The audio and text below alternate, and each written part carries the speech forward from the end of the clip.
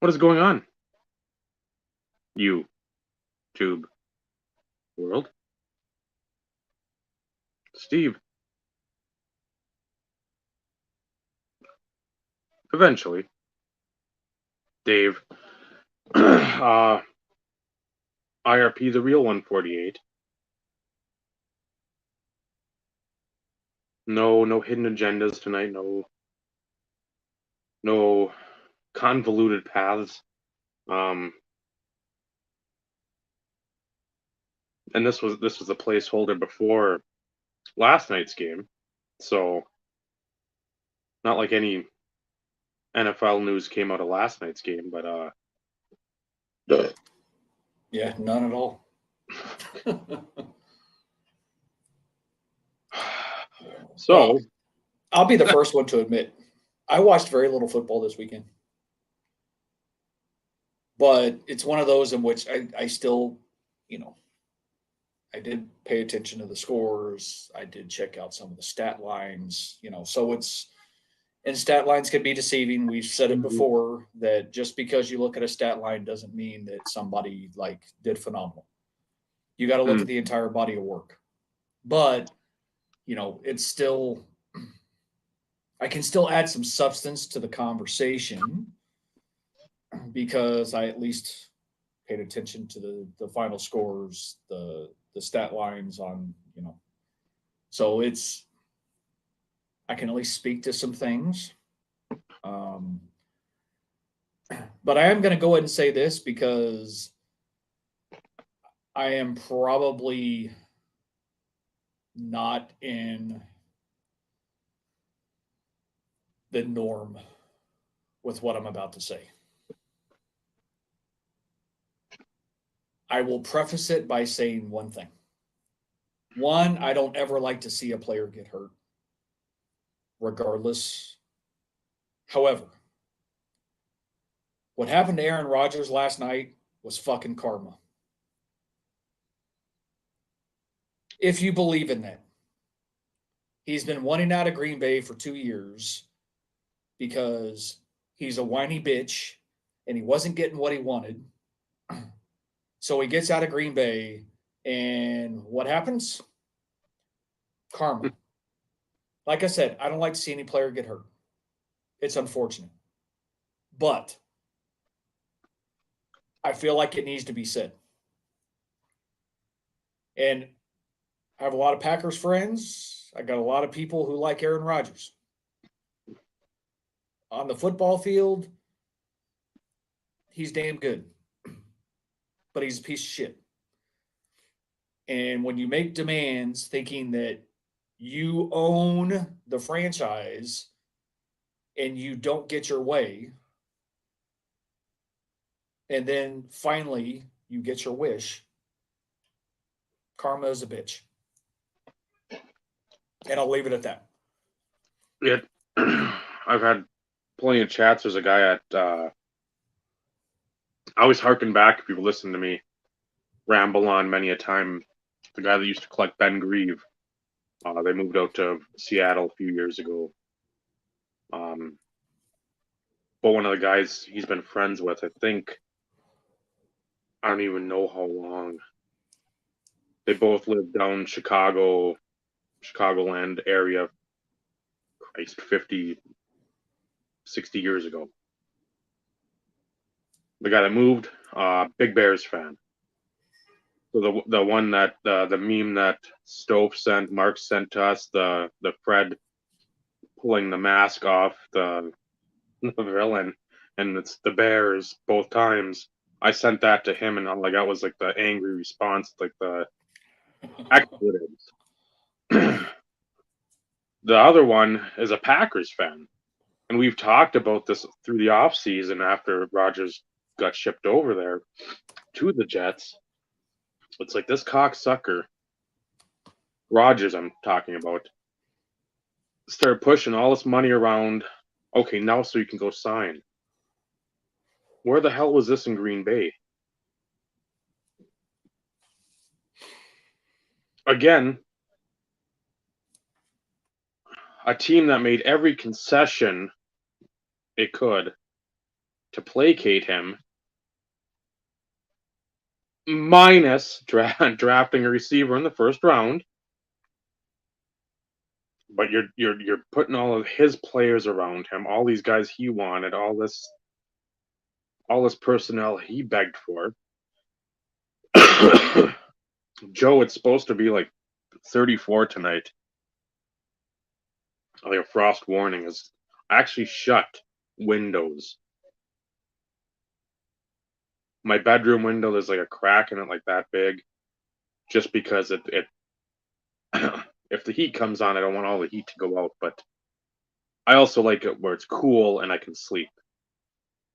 It's supposed to get a little warmer by the weekend, but tonight's going to be real cool. But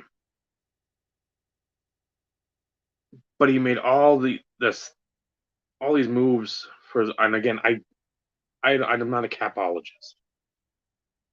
I know that somewhere down the road, the Jets are going to have to pay, but I know right now the Packers have to pay a shit ton of dead money for him. I was hoping that first rounder next year would go to the Packers, just because, again, I won't say that's like your little sort of bonus carrot at the end of the light at the end of the tunnel, but I mean, anytime you see that, like, I don't like those qualifiers on any draft pick traded. It has to be X amount, X% of plays, snaps. I think the Carson Wentz one, when he went to Indy, was something of that sort, 60%, 65%, 70%, whatever the case may be. If I'm a GM, I say you either give us the pick or you don't. I'm not sitting there and fucking around. I'd rather just sit with the player. We'll win, we'll lose with the player. I get where you have to sit at the end of the day and say, well, realistically, A isn't going to resign, so I'd rather get something back since it's not like a baseball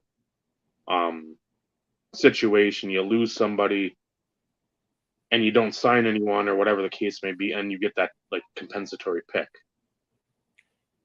Well, if you think about like Wentz had injury problems. Yep. Rodgers really hasn't. Mm. So it was one of those in which it played in their favor to have that little caveat. Mm-hmm. But, like, let's face it, nobody in situations like that, you don't ever expect something to happen like that, on their first drive type situation. True. But, and like I said, it goes back to what I said earlier. One, like I said, I don't ever want to see a player get hurt. That's not what I'm saying. It sucks. I'm a fan of the game, and I like a lot of players. But I will still do what? I like Triple H too. But at the end of the day, it's karma. And, it's my own opinion is Green Bay, I think, got sick and tired of him whining and complaining all the time. Oh, God, yeah. And, I get it. Phenomenal player, MVP caliber every year. But, you bitch about not having receiving core, and it's not like he had shitty receivers. He didn't. No. And it's, of course, when you lose Devontae Adams, that's huge. That was a huge void for them. But at the same time, other players got to step up. And if the other players aren't stepping up, then you've got the wrong personnel as it is. Like, you got to find the people who are willing to fit in the system. Mm-hmm. If I'm a Packers fan, a generic Packers fan, I'm laughing my ass off because Jordan Love looked like he freaking was a seasoned pro in that game. Now, they played the Bears. Not saying that the Bears are terrible, but he looked like a seasoned pro. Mm. He looked good in the pocket. That's one of the few games that I watched bits and pieces of because I was curious. Because everybody was like, "Oh shit, here we go. You know, is Jordan Love actually going to be something?" Now, it's week 1. They did play Chicago, but that's a division game, and it doesn't matter how good or bad a team is when it's a division game. It's a big deal. Mm. It's a big deal. Fields didn't look so hot. No. Doesn't mean that that's the way he's going to be all season. So it's, like I said, I didn't watch the whole game. I didn't watch a lot of football. But at the end of the day, when you look at like some of the scores and you look at some of the stat lines, you can still kind of get an idea of what the fuck is going on. It's those that are closer games and the stat lines aren't as good. And yeah, you look at the turnovers, that type of stuff to kind of dictate stuff. But Chicago made it a game late. Yep. Brought him within what, 10, I think? Or was it 14? 14. Or was it 31? I got the old paper here just to make sure. Yeah, I don't know what the final score was, but I know that Chicago drove down, scored a touchdown, scored the 2-point conversion, and put them either within 10 or 14. So they like made it a game. So I know Mooney had one of their receiving touchdowns. If not, yeah. So see, yeah, and Scott even said it, you know, Bears that were supposed to make the statement because they were playing at home. Yeah. And, you know, if Rodgers was still in Green Bay, still think the same outcome would have happened. I still think the Packers would have won that game. Yeah, so, 24-14 it was at the end of the third. So there you go. So they brought it within 10. Nice drive. You know, they looked good on that drive, that 2-point conversion. I'm like, okay, this is going to get interesting. It's now a football game. Anything can happen. But, you know, like I said, if I'm a Packers fan, I'm excited with the way Jordan Love looked and the way Green Bay played. They played a good football game. And I think Musgrave could have had a touchdown when he was wide open on some busted coverage, but Love tossed at him and he started backpedaling, and when he tried to turn, he fell over. And at like the 8, I think they scored that Dobbs or whatever, Romeo Dobbs had the touchdown after that. But I mean, you look at the receivers that were, and again, year 1 to year 2, not everybody can be like an Odell Beckham, a Randy Moss, Jamar Chase, Justin Jefferson.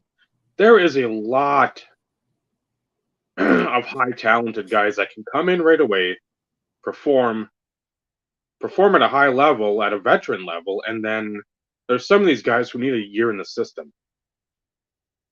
You didn't have Christian Watson. I think he had a hammy.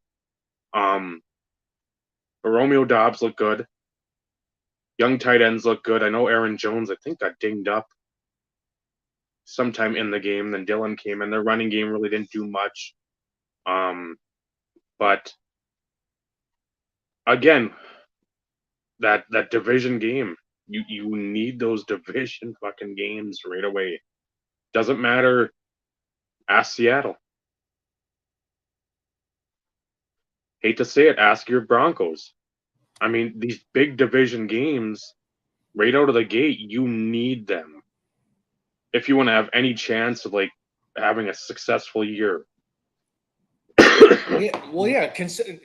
Putting things into perspective, at least, you know, in the AFC West, freaking Kansas City lost, Mm-hmm. which was, am I surprised? Yes, but am I fully surprised? No. No. I felt as though they were coming in too hyped for this year, Mm-hmm. personally. But it's one of those in which Mahomes is just a dude, Mm-hmm. and he's going to make mistakes, and it's all about how the defensive scheme plays out that dictates, you know, basically exploiting his vulnerabilities. So, and that's exactly what happened. So then you have LA and uh, Miami. That was a damn good game from what I could see. It came down to the late heroics, we'll say. I didn't watch it. Denver, I couldn't watch. I don't have NFL Sunday ticket. I'm not paying for it. But we talked a lot about the kicking shit last week, and that just chapped my ass. And I understand why they did it, but at the same time, it's like you bring him in already like after the preseason, so he's had no game time reps. Mm-hmm. He's coming in cold. What the fuck? Not to mention, he's used to kicking in a dome. Yep. Completely different. And and guess what? Yeah. Denver, there ain't a dome. No. And here's the thing. Yes, it came down to the missed extra point that technically, quote unquote, lost them the game. Okay. But he also missed a field goal. Mm-hmm. That's 4 points. They lose by 1. Granted, the Raiders were driving late in the fourth quarter. They were on like the Denver 23 or something along those lines. So it would have potentially gone into overtime if Lutz would have made those 4 points, because Las Vegas would have attempted the field goal, probably would have made it, and they would have gone into overtime. And who knows what would have happened, right? Mm-hmm.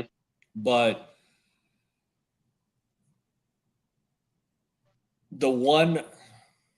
I feel like the one highlight for me, at least out of that game, not being able to see the game, but looking at Russell's stats, that's the stuff that I was more expected to see out of him last year.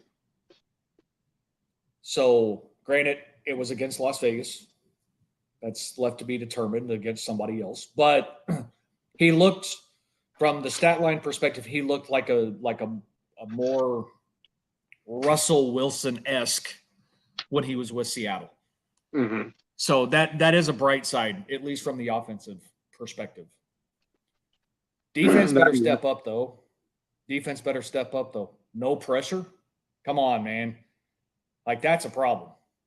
And they had some monster penalties too. I know the highlights I saw, and well, again, I haven't went through any like the NFL highlight packages yet. I watched. I love Chris Berman 20 years ago. Chris Berman now is pert near insufferable. No Tom Jackson. It's Booger McFarland. So I still, but it's NFL prime times. You got that pounded in you as your kid. 6 o'clock. You were watching that after like most of the games finished. Maybe there's a late game that was until like 6:15, 6:20, whatever. Watching that though, Wilson looked pretty competent back there. It wasn't like last year, sort of running around doing nothing. You didn't have Jerry Jeudy, so that's gonna, whenever he decides to have his hamstring or quad or whatever is ailing him, get better. That will obviously be a big boon for you guys. But I noticed it's usually Vegas with the undisciplined hits. Your Broncos had like 2 or 3 bad 15-yarders, like the late hit, personal foul type, um, going for the head too. Garoppolo got one, and I Was know it Jacoby Myers, and then uh, Devontae got his bell rung near the end of the game with was it was it frustration though, or was it? I don't think it was. I think it was just stupid, either tackling or just like because it's Vegas, I'm gonna try to do like the cheap shit that they love to do, or what they're known for. I mean, not so much now, but throwing an Back NFL in the day. film from the '70s and '80s, and one of my favorites of all time, Phil Villapiano. I mean, that motherfucker. That's all he did. You look at that defense; it was laying lumber. These guys were making houses because they were laying that much lumber. Um, good sense, bad sense too. But I mean, Right. there's a lot of stuff where I was like, come on, Steve, get your Broncos together while I'm watching them highlights because it's like I Well, get where you want to play it to a different level for your new coach. I get that. but on the flip side, speaking of, because I want to touch on Rick's comment, Peyton won't put up with that shit though. No, he's called him out already on several things. So it's one of those The in kissing which babies and he's gonna sit there and be like, okay, this shit ain't gonna fly, you know. Uh, so that'll get put in check. It's not Peyton not trusting Wilson. It's I think Wilson is still being a little bit cautious. tentative. Yep. He's being a little bit tentative. And, it's part of it has to do with the new coach. Part of it has to do with, like Dave said, Big, number one guy not on the field. You lose your tight end. mm-hmm. So it's, Peyton's got plays where there's going to be the deep threat. But you've got no Judy. You lose your tight end. Javante's coming back off of a freaking, ACL injury. So they're kind of working him back into the mix. Tim Patrick, you didn't even get Tim him to the Patrick. year. Yeah, I can't even get him on the freaking field over the last 3 years. So it's part of it's like I don't think it's Sean Payton. I think it's Russell. And if he doesn't get out of that mindset, then Denver's going to have to move on from him because that shit's just not going to fly. You can't win football games by consistently doing checkdowns. Now, let's face it. Brady has been known for it for years. The dunks 3 or 4 yards at a time. Well, guess what? Dip and dunk all freaking day long, 3 completions, it's a first down every time.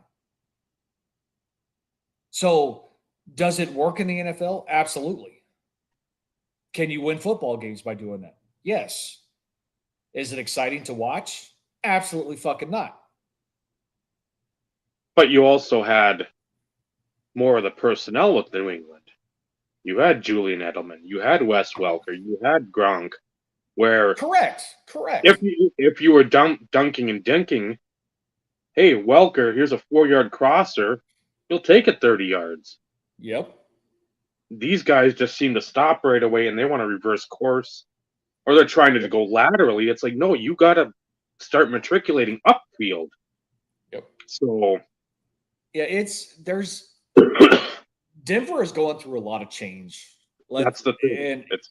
And I recognize that. I can accept that. Yes, does it suck that they lost because of the kicker that they brought in? Absolutely. Does it piss me off? 100%. But there were some positives that came out of that game for any Denver fan to look forward to throughout the season. So it wasn't completely a dumpster fire, Mm-hmm. but there's a lot of work for them to get to where they need to, both sides of the ball, or it's going to be another disappointing year like it was last year. So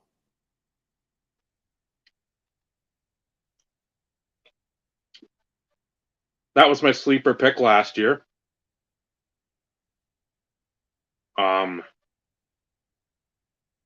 I wouldn't say they're a sleeper this year, just because again they had success. People started to see how they responded to Campbell. When you play for your coach, when you start 1-6, 1-7, whatever it was, and you're right there at the end, and you should have made the playoffs, but the refs somehow fucked up the Seattle game and gave Seattle something where they shouldn't have in a call. You could just see that ball rolling down the hill.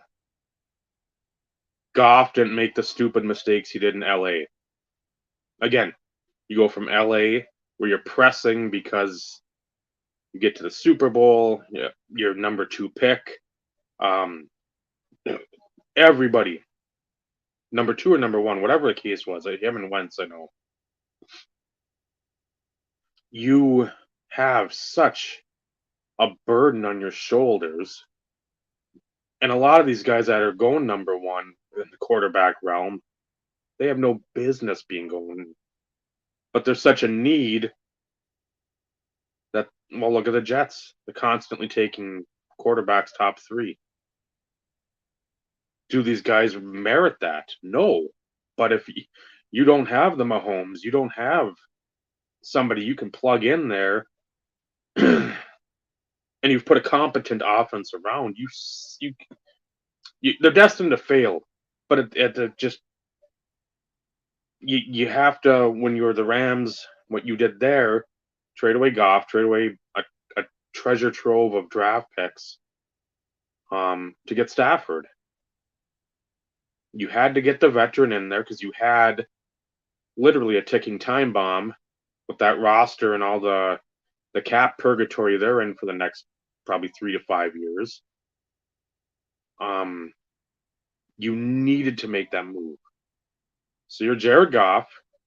You go from the white hot spotlight of LA to nobody even knows that Detroit's playing, and you can build something there. There's no pressure. Literally no pressure. I mean, yeah, you'll have the Detroit radio, sports radio guys going after you, but how many people listen to them? 6? 8? I mean, nobody cares. It's not hockey, and it's not baseball. Basketball, I thought would be better last year, but everybody got hurt again. Cade Cunningham, so they nothing to talk about there. And football's been pretty much an afterthought since Megatron retired. So you're pretty much in the best situation you can be for Jared Goff. Like you've got high level talent. You have pretty much, if you are 500, which they're a game above last year, guess what? People are going to love you. You don't make 50 million, so you still can construct a team around you.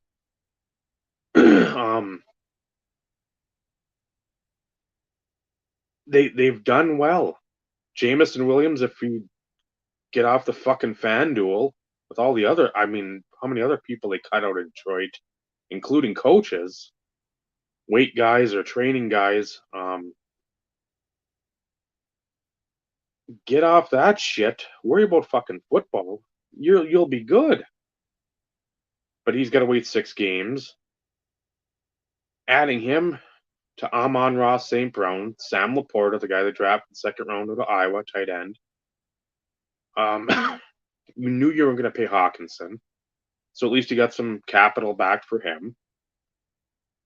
they have for how many years tried to build from the inside out, O-line, D-line. A lot of them don't hit. They keep trying. That's the thing. They know that's where you have to build your team. They signed Sutton from Pittsburgh, cornerback. CJ Gardner-Johnson had how many big plays in that Chiefs game? You saw him around the ball all the time. And he was a cast-off from Philadelphia. I still think that's where the NFC North goes through. I don't Chicago, yeah. They're a couple years away and several pieces away. Vikings, we'll get to that game because that was a game I watched in its entirety because it was on CBS. So on Paramount Plus, I was blessed with that game and the Patriots Eagles game. I was hoping I get the Miami Chargers game, but of course, why would I? Can't be that lucky. Believe it or not, the game I watched the most was Dallas Giants, and that's only because I was with the neighbors, and of course they're watching the Cowboys. That was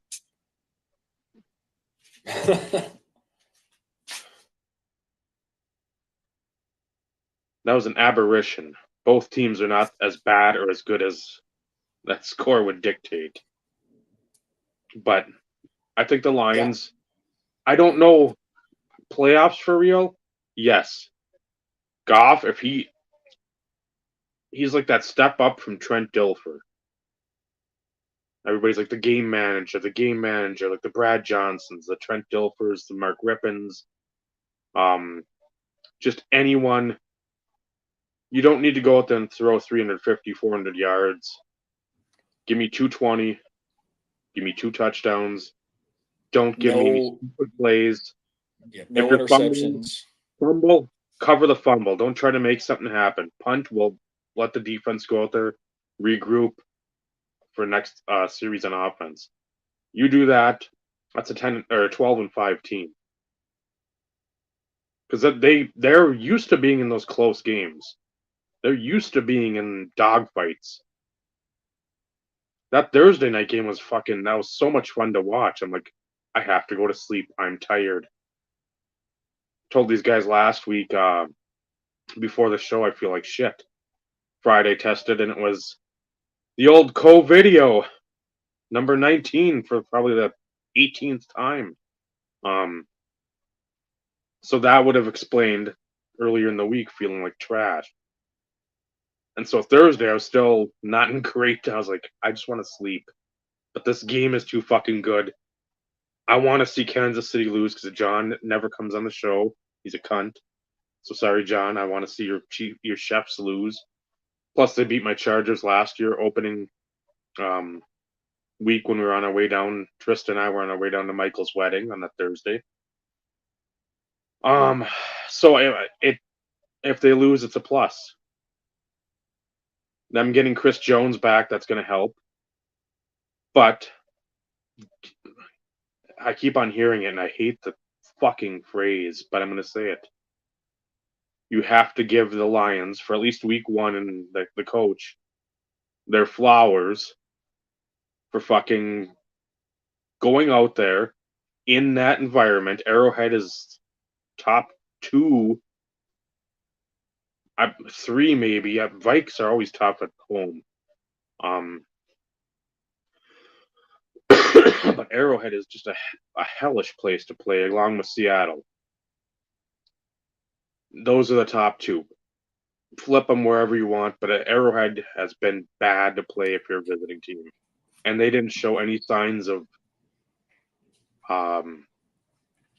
like getting rattled, any of the false start penalties, the pre-snap stuff that people usually when they go there, they're forced into. They didn't do that. They didn't make those stupid mistakes. There's, I think, one pass interference penalty that they got nicked on, but that was it. I mean, other than like maybe a hold or one false start. Again, you're given that, but So Scotty, I think they're for real. Again, I'd like to see them against another team. I know Seattle this week. If they beat Seattle, that's two big wins for me in a row. And the month of September is going to dictate how this season plays out. So if they win a cup, if they go 3-1 or even 4-0, that'd be nice. Just to see something different. I remember the days of Detroit sort of sneaking in the playoffs. Not many times, but still, they were there, and at least you get to see some success from them. And again, a town as fucking downtrodden and shitty as Detroit, and it's not hockey. I will accept a 10-year run for the Lions.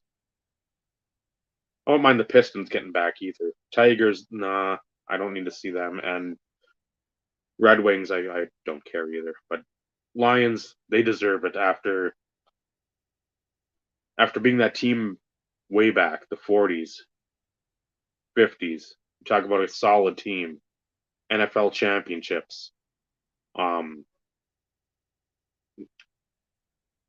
in the Super Bowl, that would be a fun Super Bowl, no matter who they played. It's something different, something unexpected, something fun. So I think that's that team that it's the old lunch pail mentality. They just bring their lunch pail, bring their hard hat, and get ready.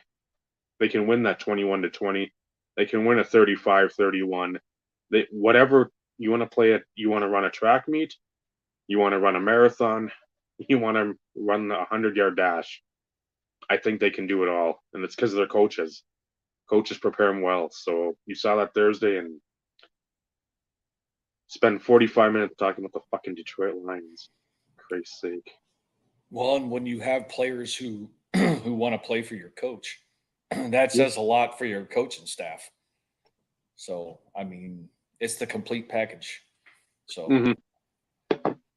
like And I I saw said, you. I didn't watch it, but I kept up like with what was going on, and it's like, holy shit, pick six. Oh, this could be interesting. This could be interesting. So this weekend was interesting to say the least when it came to games. Uh, Unexpected things, unexpected teams winning, unexpected teams winning big. Um, so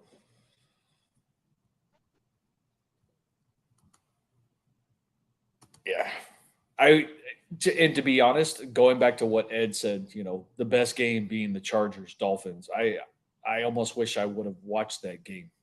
Not that I don't think I had that game available to me, but that looked like a back and forth game.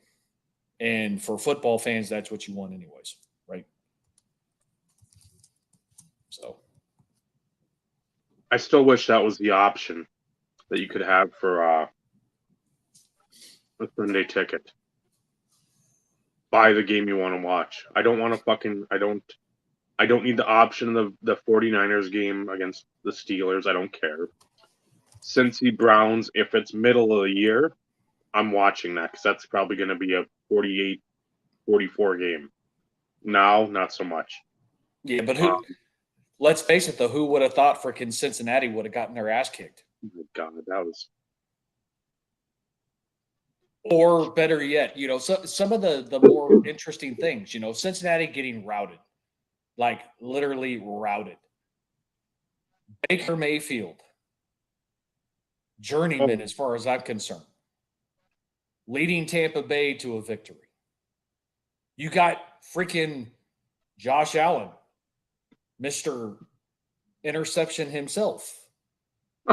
Like there's a lot of things that, happened to all the top guys, Burrow, Josh Allen. Mahomes, of course, losing, throwing a pick six. That was big. Herbert, I'm guessing, had a decent game. That's the one stat line I didn't bother to look at, but I know Miami ended up winning that game late. He had some sacks at the end of the game that, again, lines collapsing. You just throw it up there, and he didn't. He just sort of. I'm like, I don't fucking care if it gets picked at this point. It doesn't matter. You're 4th and 15, 4th and 18. You got to do something, and you take the sack. But another surprise to me is the rookie quarterbacks. They didn't do bad. No, they didn't do bad. Dobbs in Arizona wasn't horrible. Richardson in Indy was not horrible. Ritter in Atlanta, even though he's on year 2, I don't think Ritter played last year, if I'm not mistaken. He played end of the year, but not. If he did, it was late. Okay, but even then, he didn't do horrible. CJ in Houston didn't do horrible. So it's, to me, that says something, at least for the caliber of quarterbacks that came out in this year's draft. Being a little bit more NFL caliber ready, because they didn't do it's not like they were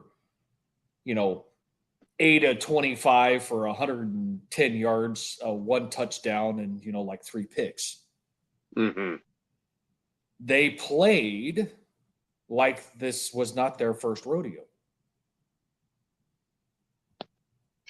So, like I said, I'm basing it off of stat lines. It's not like I was able to watch those games, even if I wanted to anyways. Howell didn't do well, or did well for Washington. Again, last year, 5th round pick, but a lot of this for these guys is just don't make the stupid mistake. You're in the red zone. Exactly. Don't fucking fumble. Don't throw a dumb interception.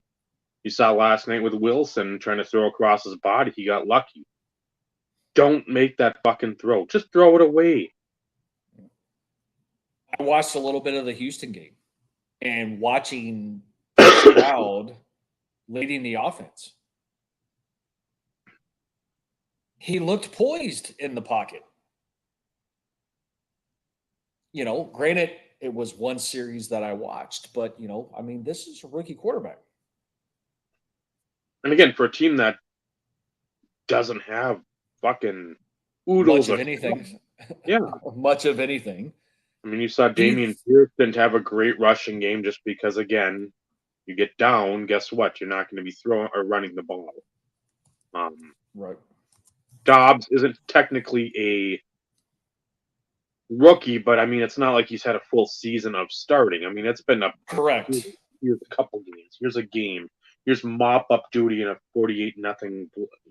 So I mean, when you have quarterbacks that are unproven, and again, I'm puzzled on that decision to go away from Colt McCoy, who, again, unless you're just purely tanking for Caleb Williams next year, which isn't a shock for USC. Well, yeah, I saw that, Ed, that losing to some elves. Well, you start running your yap. I don't remember the Bengals winning the Super Bowl. I like them. I like the team that they built. I don't remember them winning the Super Bowl. So, until you do that, you might want to fucking pump the brakes on all the chitter chatter, especially when it's that division.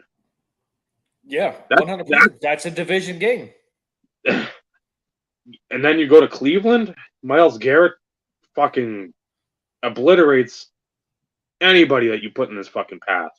He's lining up a D-end, OLB, D-tackle. He's fucking everywhere. And you know where he's at? He's in the backfield pretty much the whole game. There's a shit ton of talent on that Cleveland D. You rile them up and you chatter, You do what that lady's doing in the placeholder this week. She's fucking nagging on that bear, Papa Bear. You're gonna get fucking teabagged. It ain't gonna. It's not gonna be like, oh man, it's the also ran Browns of 4 or 5 years ago. It's mid-season and they're 0-10. No, you come out swinging. You your jaw and whatever bling you got on. You better be ready to Back it take up. them. Yeah, and they fucking were bad. So good for them. Well, and it's almost like they forget that like Deshaun Watson is not a mediocre quarterback. No. Deshaun Watson is fucking good. And it's one of those in which I normally don't say this about quarterbacks because yes, we all know he had off the field issues. We all let's just take that out of the equation. He's got vision and he doesn't have to have superstar caliber receivers to make plays. Mm-hmm. He is a damn good quarterback. And if you get open, he's pretty damn accurate. As long as they catch it. Like he could be throwing to Dave and I, as long as we're open and we catch the ball, we're not top tier caliber players.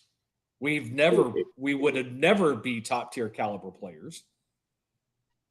But you get open, you catch the ball, you don't have to have top tier talent. No. You don't. And, you always got to worry about the running game. So play action pass is always going to be in the freaking mix in that offense. So it's Cleveland's only going to continue to get better. Because, and Dave, you talk about this all the time, a few pieces short. And there's a lot of teams right now that are a few pieces short, which is going to make for some interesting football games as the years progress. Mm-hmm. And they suffered a massive loss too. The Jack Conklin out for the year, torn pec. So there goes your starting right tackle. So that whole division, it's always a dogfight. It doesn't matter. It can be the Roethlisbergers, Carson Palmer, Charlie Fry, and God, whoever else was in Baltimore. I can't even remember back in like 05, 6, 7. Flacco in 08, but probably why they're drafting so high and then. But it doesn't matter. You see, I'm on Pittsburgh. I'm playing Cleveland, which is one of the Monday night games next week. It'll be a 16-14 game. And there will be just some hellacious hits because it's that division. It's always going to be that way.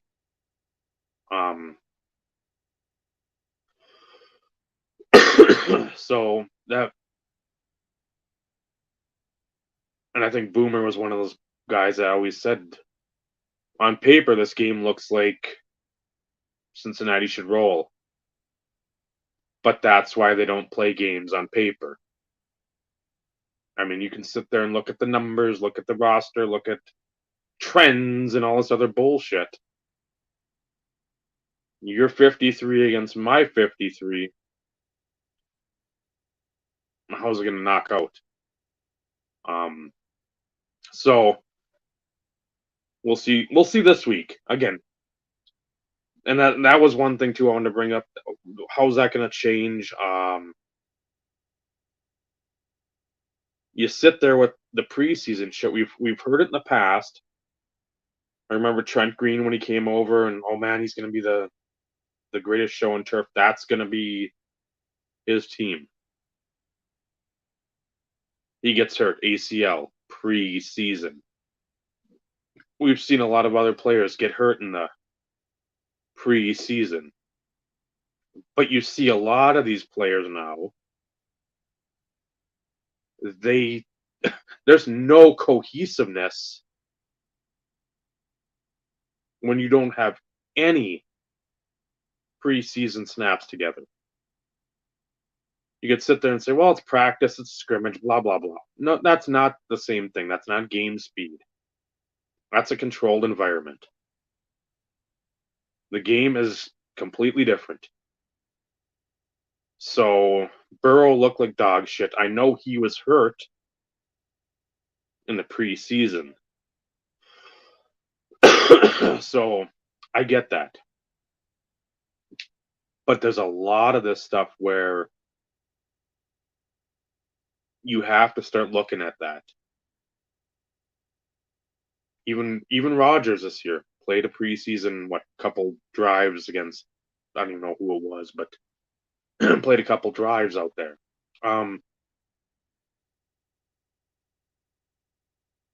I think that'll come into more discussion because I know a couple coaches even mentioned that in their post-game pressers. Like, we're going to look at that for next year because you don't have any cohesiveness. Your units don't gel. Your starting offense is struggling out there, and why is that? Why? Because you don't even play a series together, 2 series, a half. Just play a half. Well, and if you go back years ago, though,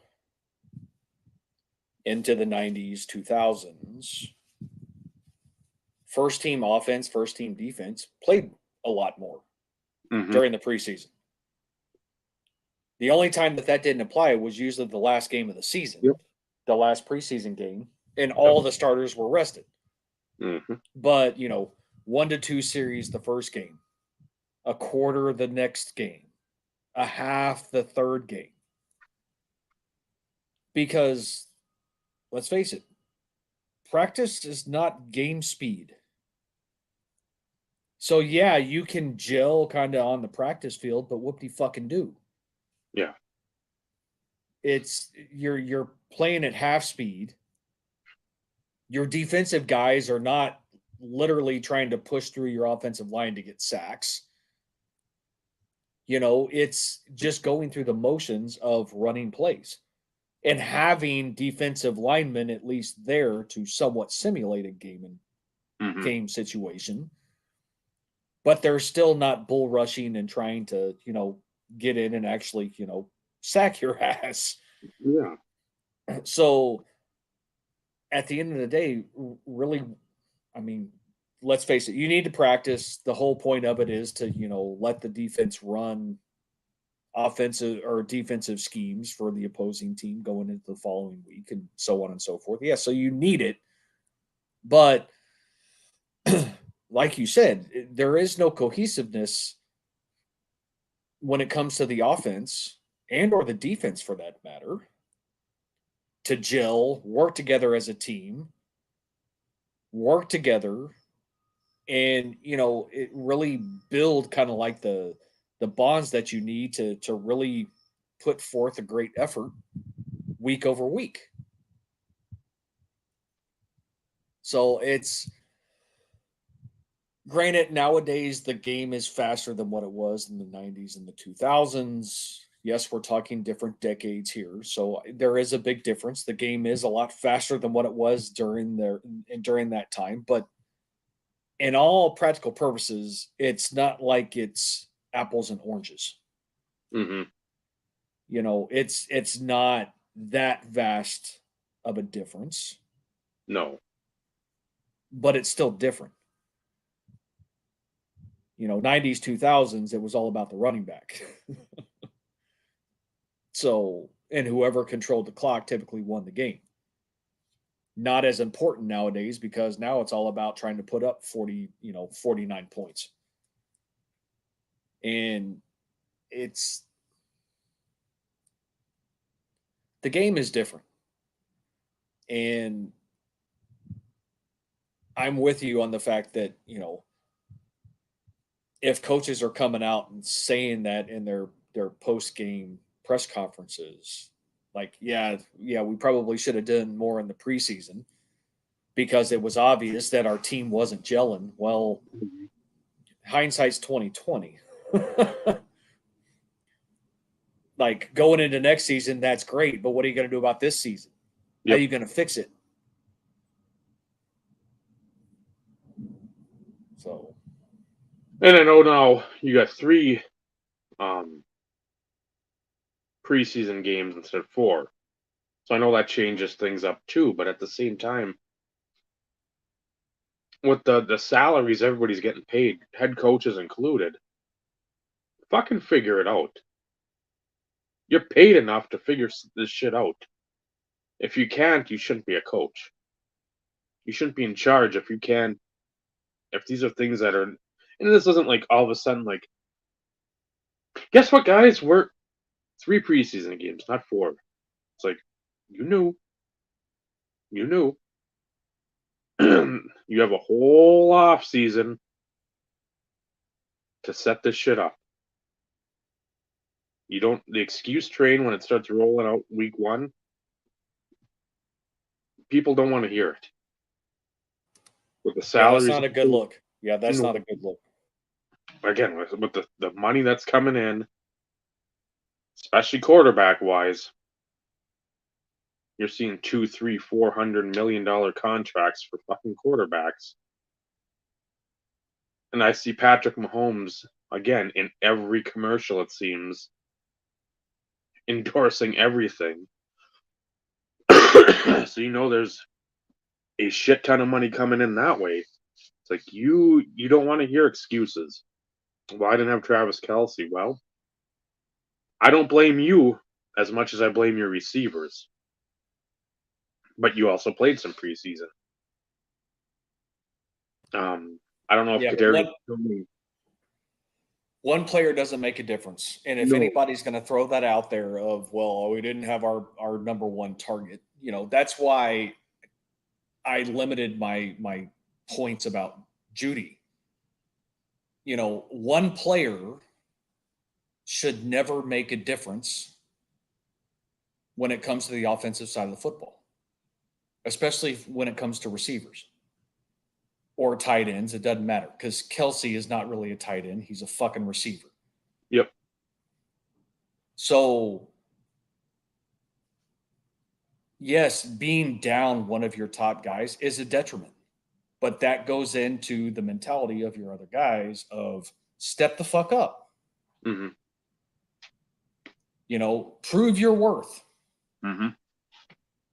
We're down a guy. What can I do to somewhat fill that void some? What more do I need to do? And, it's teams can win without their star receiver. Happens all the time. But it's because those other players found ways to step up and took over control of, okay, well, yeah, we're minus A. I'm going to become A. I'm going to do everything I can. And they have a hell of a game.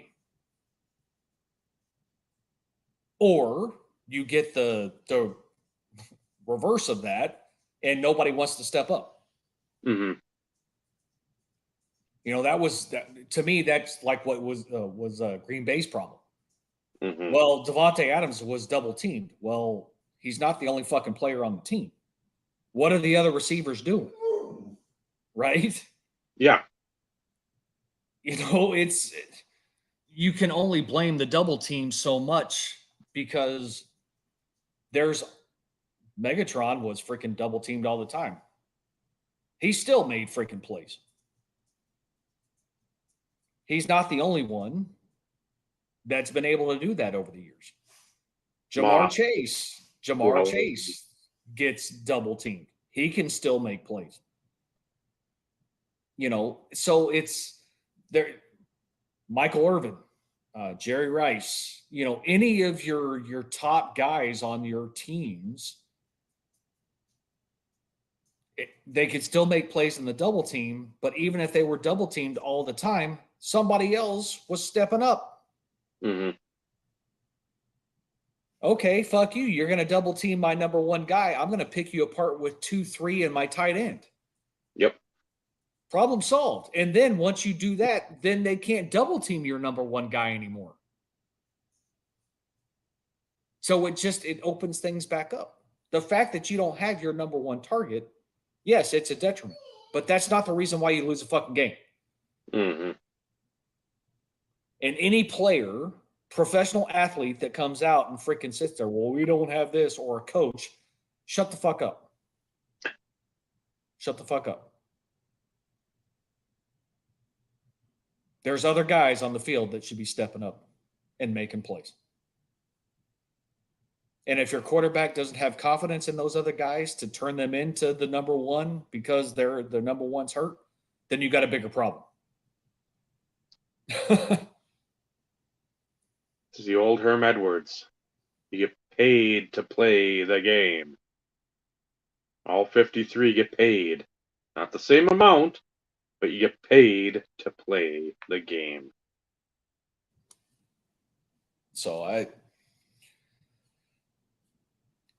that is one of my biggest pet peeves. Anytime, and it's not, I won't call it out specifically for like other players or coaches, but fans of teams throwing out excuses as to why their team loses. And it's, well, we didn't have such and such.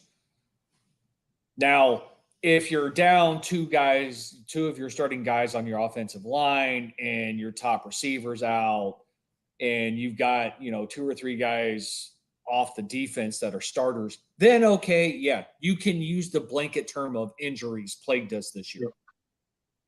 That's a valid statement. I'll give you that. But one game and claiming the reason why you lost is because you didn't have one player, whether it be on the offensive or defensive side of football, shut up. That is the worst excuse for any football fan to sit there and justify the reason why their team lost. Sometimes it's the better team won. Mm-hmm. I'm not sitting here and, fully putting blame on my kicker for losing the game. It wasn't all his fault. Was it a lot of his fault? Yes. But there were other situations in the game that caused Denver to lose. I can accept that. As a fan of my team, I can accept that. Do I like it? Absolutely not. Because I want my team to win all the time. That's what we always want. We know it's not possible, but that's what we always want. But like last year, Denver was plagued with a ton of injuries. That played a lot of it. But Russell was sucking. Our head coach was sucking. It's when you have to have a guy come in to manage the play clock, that's what the quarterback is for. Like, that wasn't strictly Hackett's fault. That was also Wilson's fault. But, it's like I said, it's piss poor play, a lot of injuries that plagued last year for them. I'm not wrong in saying that. Those are legitimate reasons. But I'm not going to sit there and say that Denver lost because they didn't have their primary weapon in Jerry Jeudy on the field. There were other things that caused them to lose that game. That's the way it's supposed to be. One player doesn't make a team. Ever. Mm-hmm. And if that's the case, then that goes back to the single point of, then you've got a bigger problem. If you have one guy that is the only reason as to why you win football games, that's a problem.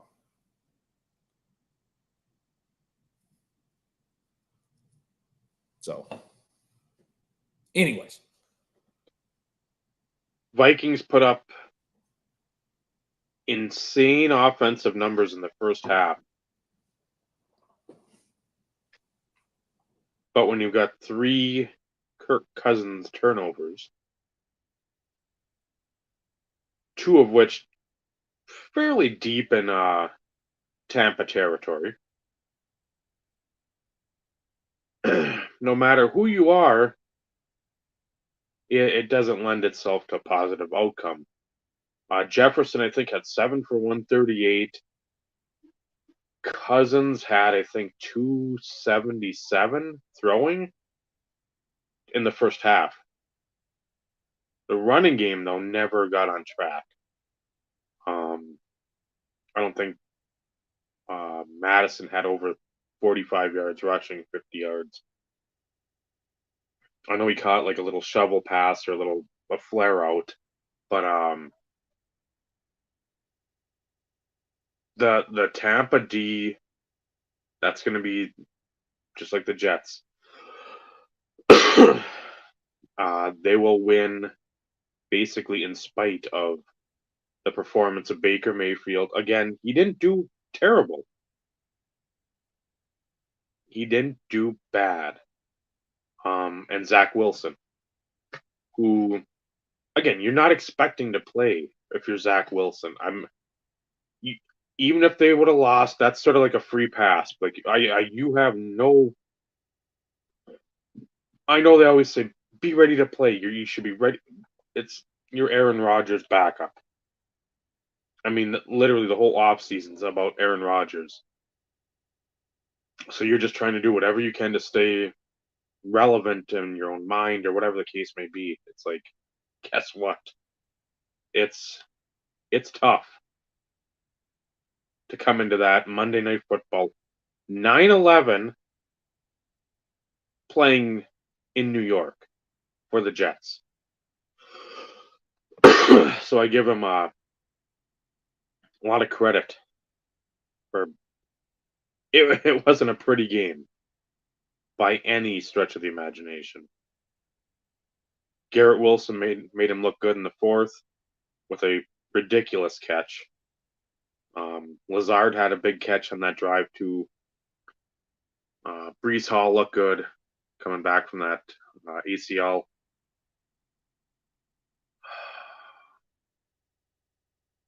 But Baker looked good. The game manager. Once he started getting in the rhythm, once they went to like a more up-tempo offense and went away from the huddle, when they just started doing that, you sort of kick the Vikings back on your heels or on their heels, you were able to get some success. Kendrick Clancy got hurt, which sucks because I know that was one of Brad and one of our guys that we were thinking first-round pick. The D tackle from Pittsburgh went in the second round. I got a lot of comps to Aaron Donald, like young Aaron Donald. So, he looked good because he had a big play.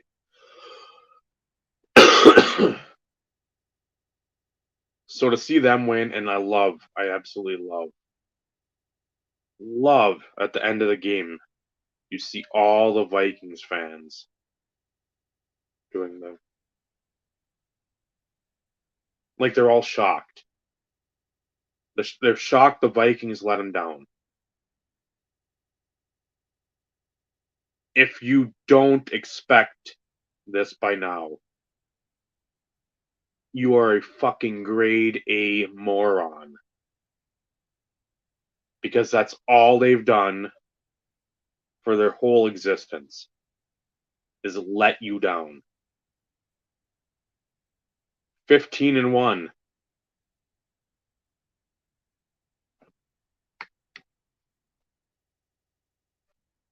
Well, Dan Reeves, Jamal Anderson, Crystal Chandelier, Dirty Bird, Gary Anderson.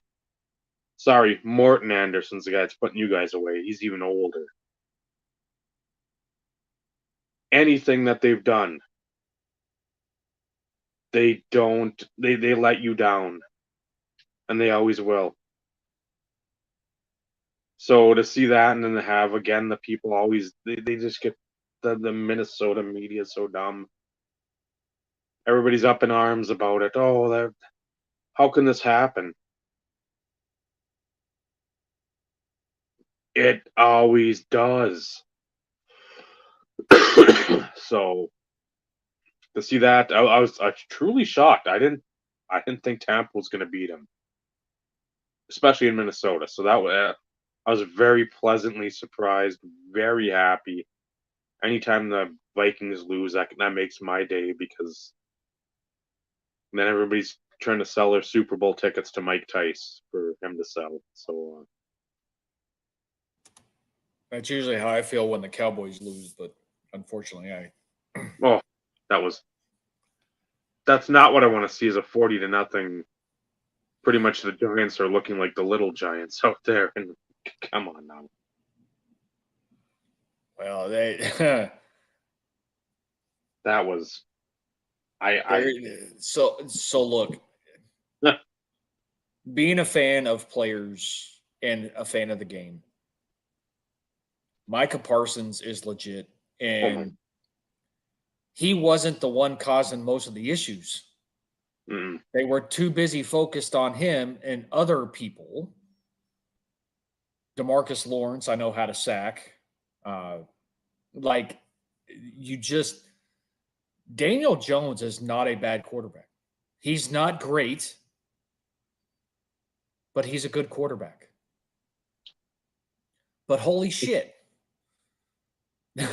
when you have the freaking defensive line almost in the backfield almost the entire freaking game, what do you expect him to do?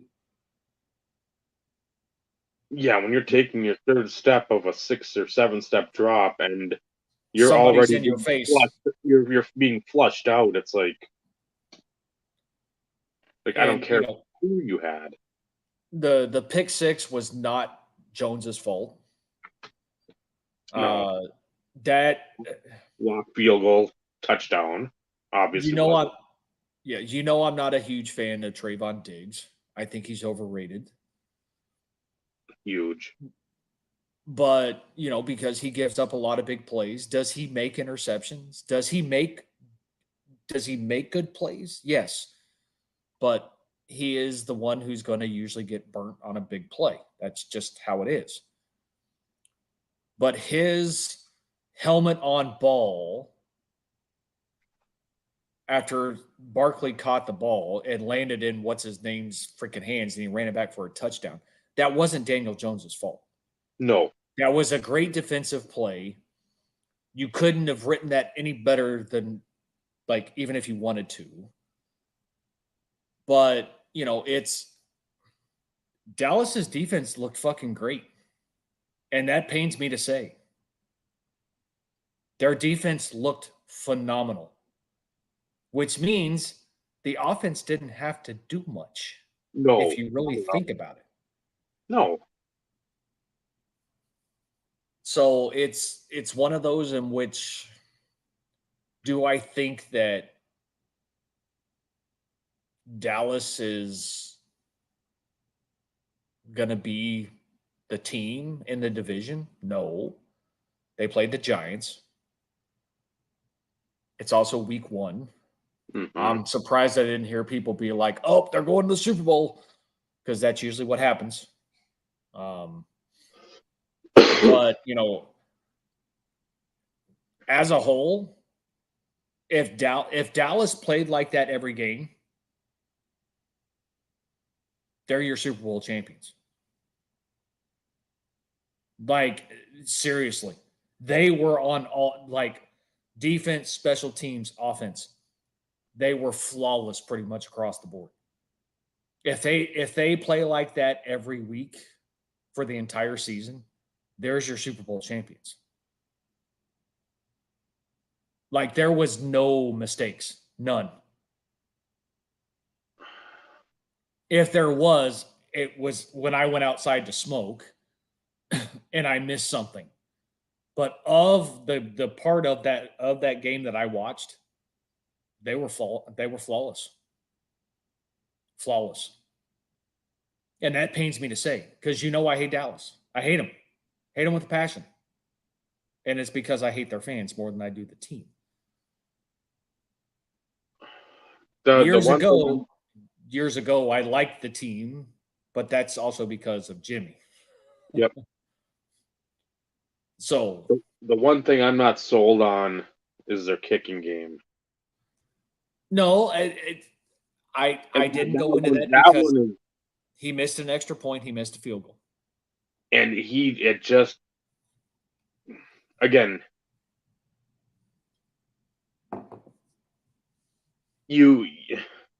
But after those, though, Dave, he was perfect. I get that. I get that. But these were not crisp. Nerves. No, these weren't. I get it. First game, all that stuff. I'm just, that's something you really want to look at something. There's your something to look at. Because I'm like, I just don't. Well, and it'll be interesting to see how he does the following week. If he's spot on week 2, spot on week 3, week 4 he misses a 52-yarder or something. Let's face it, those those are not easy to make, even for a savvy veteran. That was the only downside to that entire game for them. And I didn't want to hyper focus on that because young kid, first NFL game in the bright lights, prime time type situation. That was nerves. And I should give him the free pass to the weather. The weather is fucking brutal. Like Will Lutz doesn't get a pass. He's a fucking veteran. Lutz gets no pass whatsoever. No. None. Plus, we talked about him for fucking 15 minutes last week in a situation, so nobody else in any podcasting world did. Wasted 15 precious minutes of airtime on Denver's kicking situation, for Christ's sake. Well, and to be brutally honest, it'll be interesting to see how that plays out and whether or not freaking they regret the fact of getting rid of Maher for Will Lutz because he played for Peyton in New Orleans. It's like that only goes so far. Mm-hmm. But, on the flip side, Maher played in a dome too. And it's one of those that, like, an outdoor kicker going to a dome, it's one of those in which when you put things into perspective, you could see them potentially getting better. But to go from a dome to being kicking outside a lot, I could see how their percentages could get worse.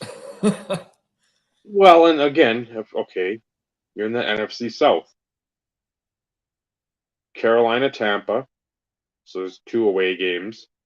Atlanta, another dome. So most of the time, again, Carolina, Tampa, once in a while there's some sort of monsoon going on down there. A lot of rain. But most of the time it's pretty decent. So you have 11, I'm going by 16 game schedule, 11 games of quality field. So at least 5 games for whatever you're playing. You might be playing the AFC North. That might be 2 games you're playing in Baltimore sometime in fucking December.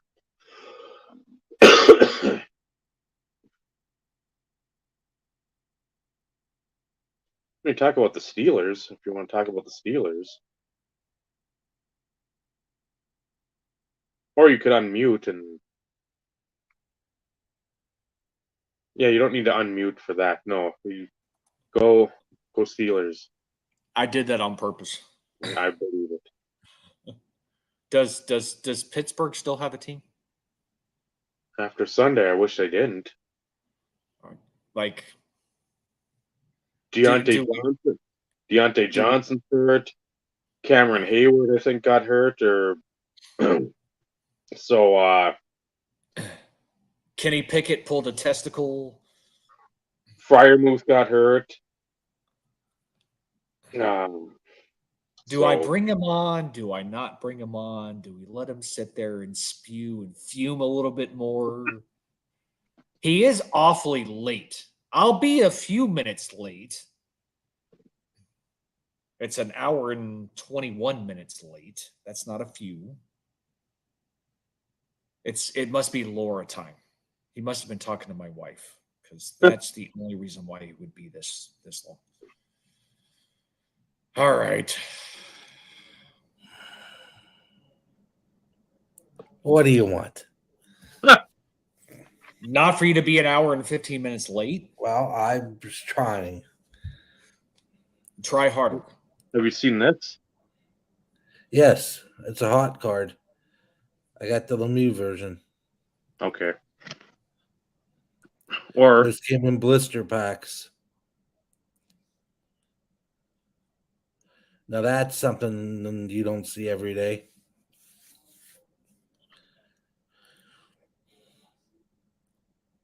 That has to be like a card they gave out at the games. no, I bet you it's because it's the old police card. So I'm sure if the cops saw the kids and riding their unicycles down the road because it's up in Quebec, and I know Yannick, a big unicyclist. I'm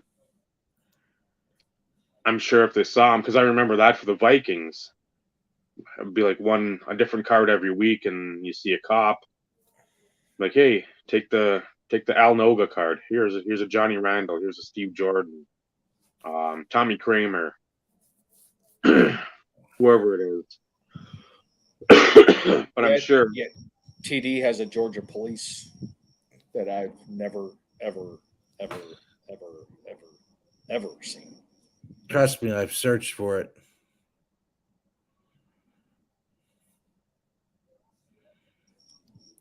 Ever. No. I've checked the deepest, darkest caverns of everything that I could figure out to find that card. It was something I kept an eye on at the National for. If it was going to be somewhere, it possibly could have been there. Yeah, you gotta wonder if somebody just specializes in fucking police cards. I'm sure they do, because again, everybody else specializes in something. Well, a lot of dealers got their start by specializing in minor league team sets. Yeah. So too early for that shit too. Yeah. Get here late and you're already starting to yawn. Again, Jeez. What do you want from me? $1 million. That's what I want from you. Oh, there it is.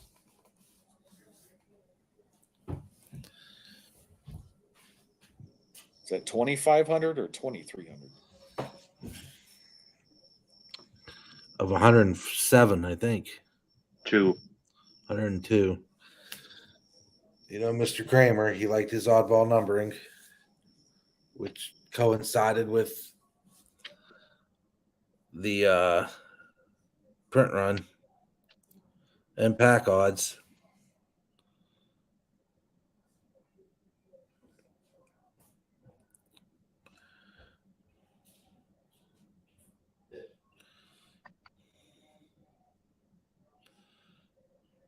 I don't remember that card.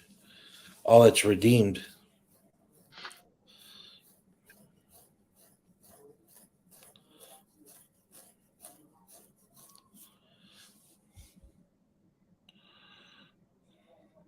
Been a few that have come in. A few. That's a case hit, isn't it? No, 1 in 30, the Versa team were, I think. Oh, I haven't gotten shit in.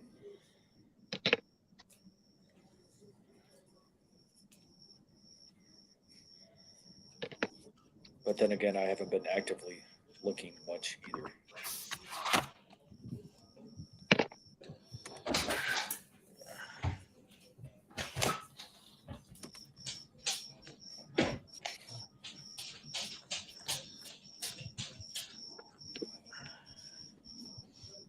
You weren't lying about going on a Lindros kick. Oh, there's Cherry's picks.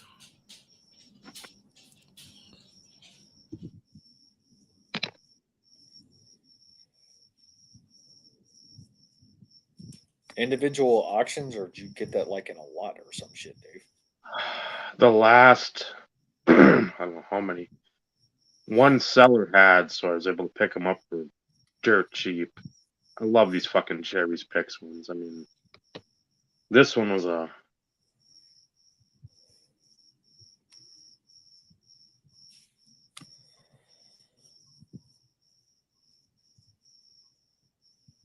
The Shadow series.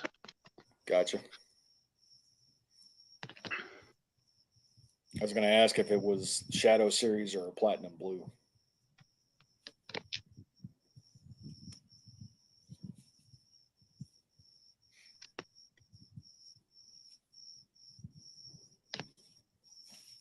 Got two of those by accident, which it's fine.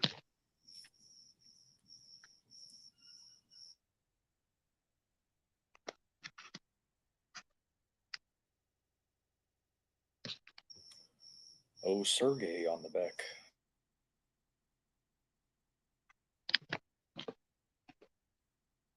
Sorry, Vinny. I'm just glad you got one.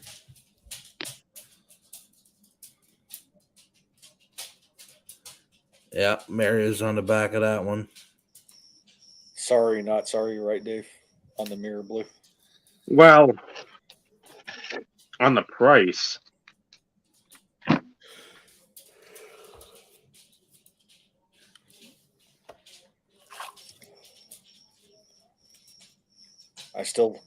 I've got my berry from that set. $2.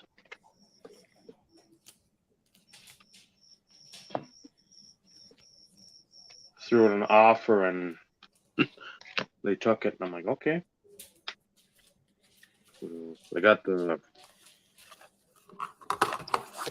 was the national version, the French.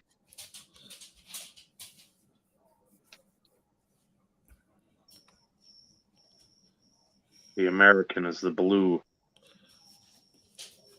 Lemieux's not in that one.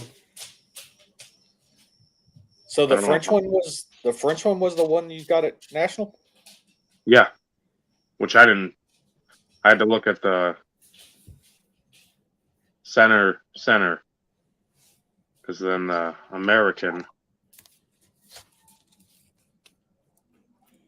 just has the one position. And then another. God, I thought I had something else too that I got.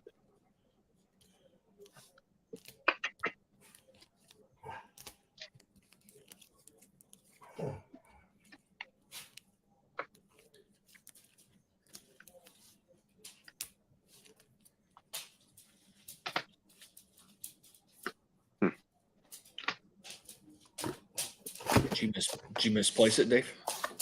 Somewhere. I know it's a couple of Muhammad Ibrahim cards out of one of the Leaf medals or whatever the hell they are. Got it. And not One- that there's many people here. I'm surprised nobody else bothered to say anything about the change in scenery. Like nobody. Well, I figured that's like OG episodes. Well, Right that's what there. that's what I was telling Dave. But I mentioned, what was it, 2 weeks ago? No, because I was in the office last week. And I had mentioned the office is being rearranged and reorganized, and I have no place to sit in my office currently because I've got shit all over the place.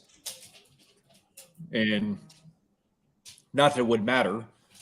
So at some point in the near future, the office will be revealed once I'm finished to the masses for those who give a shit.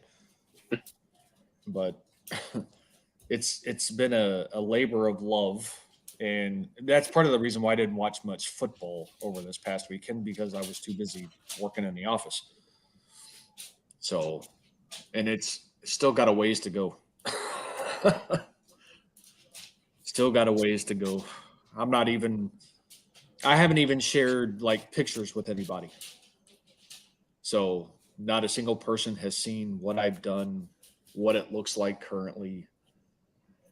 Right now, it's like I said, it's a clusterfuck, but it is coming along. Just takes a lot of time. But yeah, that's what I've been working on. It's been fun, but it's also been daunting in the process.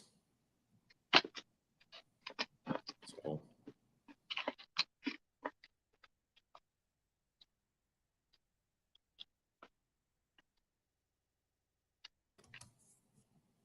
should we talk about the shitty Steelers, or should we leave that alone? Pickett should be carrying a clipboard.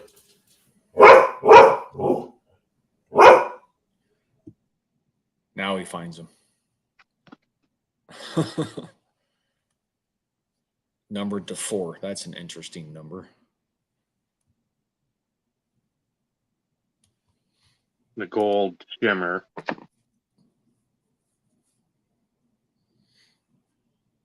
Again, they don't pick up for shit. That's got like the scope, the same type of scope, like green scope or whatever it is. But that's like the tie dye.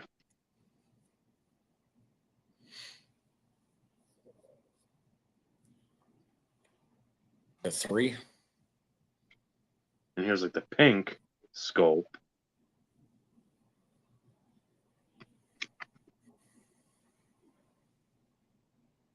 Is that also the 3?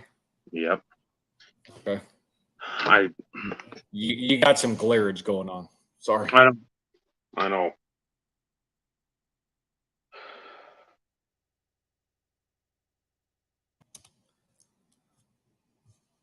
Well, at least I don't want to say you've been busy, but at least you've been able to. Because I'm guessing there's a lot of stuff for Lindros though that Brodeur doesn't have, so it's And some of that's a kind big of where the thing. intrigue comes in. Like I mentioned before, it's again you go back to that time frame, and if you were actually collecting cards in that time frame and you collected anything hockey, which it's sort of the same thing, that the same intrigue that I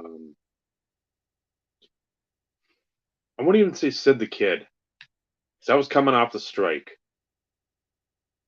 but more so with like Connor McDavid, and I know this year with Connor Bedard, even with Kirill to a lesser extent.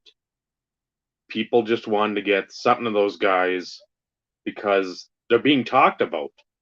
That's all you hear. It's like McDavid, Kirill Kaprizov, Connor Bedard, Connor Bedard, Connor Bedard. And that's basically what it was. And if you weren't collecting at that time,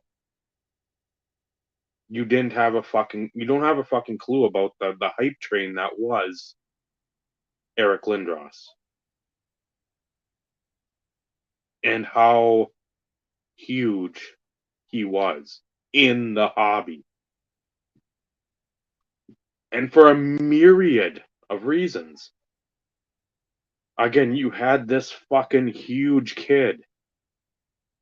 Well, what's 6'2", 6'3", 6'4", and again 235 later on. So early on, probably about 210. 6'4", 210, crush people. Again, at 18.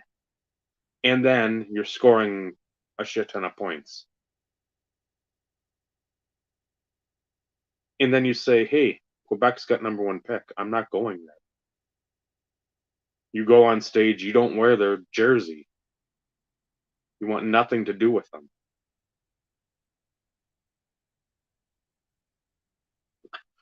Who says that? Who does that? When's the last time you saw that happen? Peyton Manning. Eli Manning. Peyton, no. No, Eli. Yeah, Eli. Eli's a cunt, though. I'm glad we got some good players out of that deal too. Again, Phillip Rivers and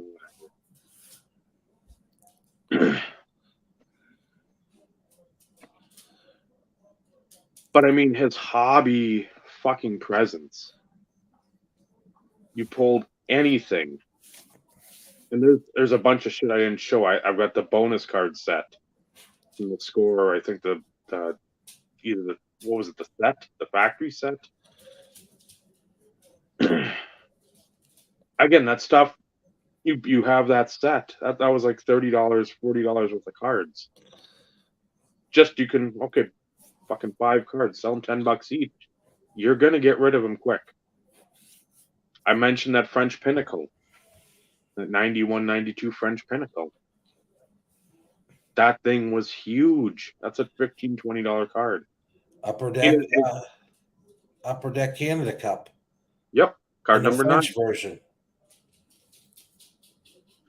Buku money for back then. And it's like that. And you're not waiting on them. This is before you even fucking suited up for Philadelphia. Imagine Brian Taylor times a million for the hype.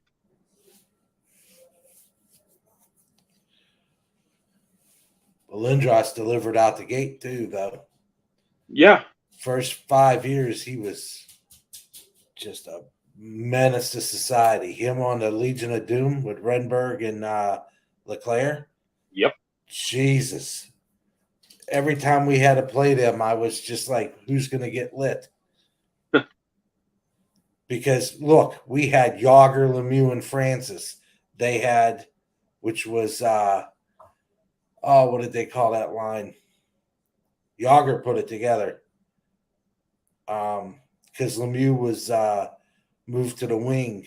Yager took, or Ronnie took center, and Yager took the other wing. They scored almost 400 points, 500 points on that line. But when they went against the Legion of Doom,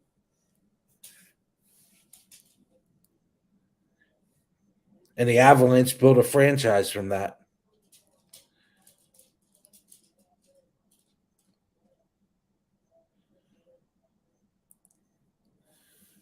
Yep. And that's where I go back to, like, okay, obviously Steve said it. When I'm collecting Brodeur, there's going to be a lot of goalie-centric cards.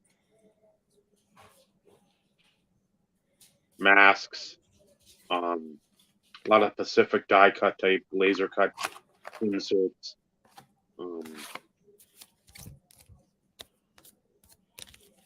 Lindros doesn't have those. But there's a lot of that shit that Lindros does have, especially all that like 97, 98 realm, all of the various Pacific products. There's that die cut with all the ice on the side, the Jags.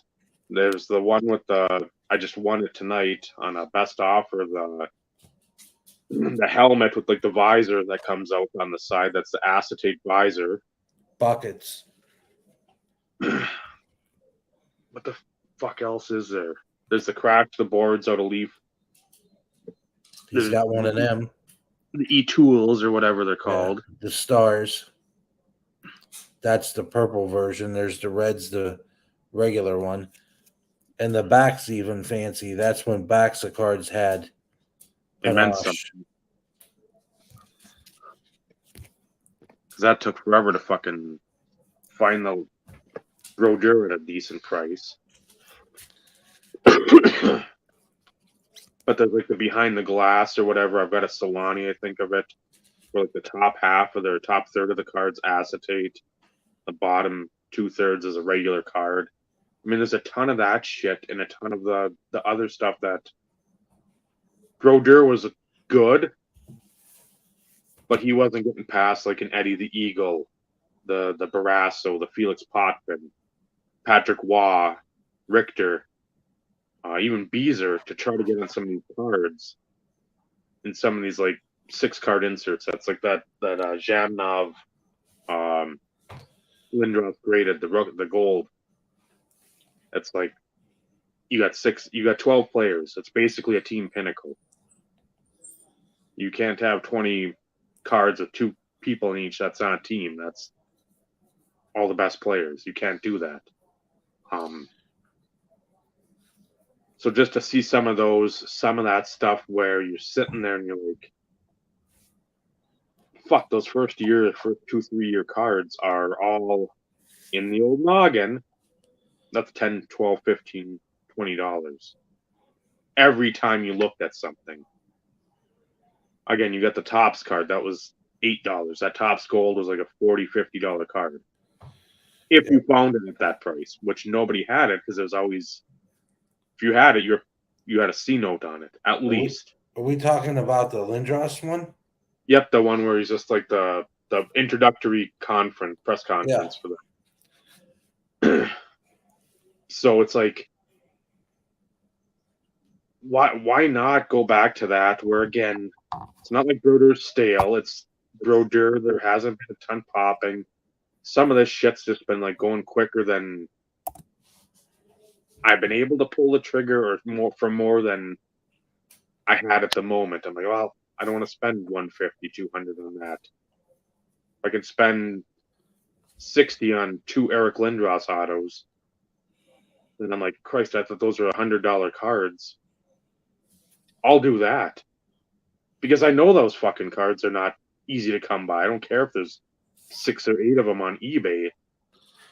I know they're not easy to come by because I collected hockey at that time.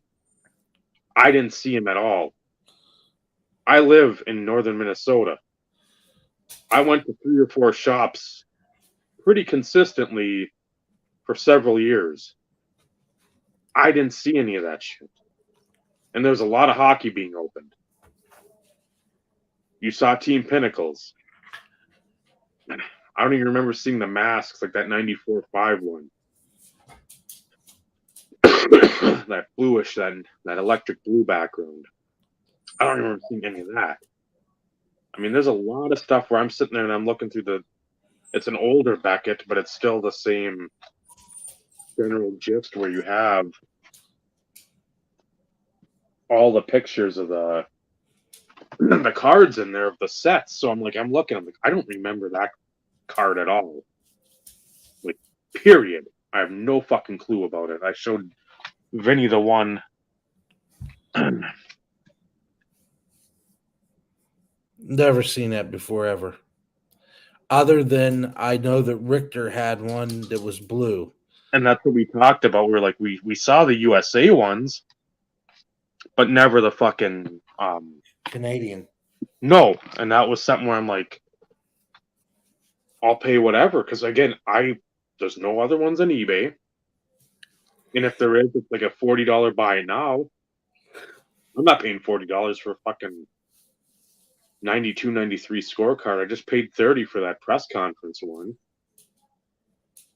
I'm not sitting there and doing that, but I mean, if there's something that's like, man, that I haven't seen it. eBay, nothing on their comps, 0. I'm going to go now. It's not going to be sitting there like, I'm going to wait. Practice patience. I'm like, no, not for this stuff. I'm not even worried about it. It's 30 years old already. That the time of patience has elapsed. So some of the stuff I might jump quickly on it, like the ones I showed him.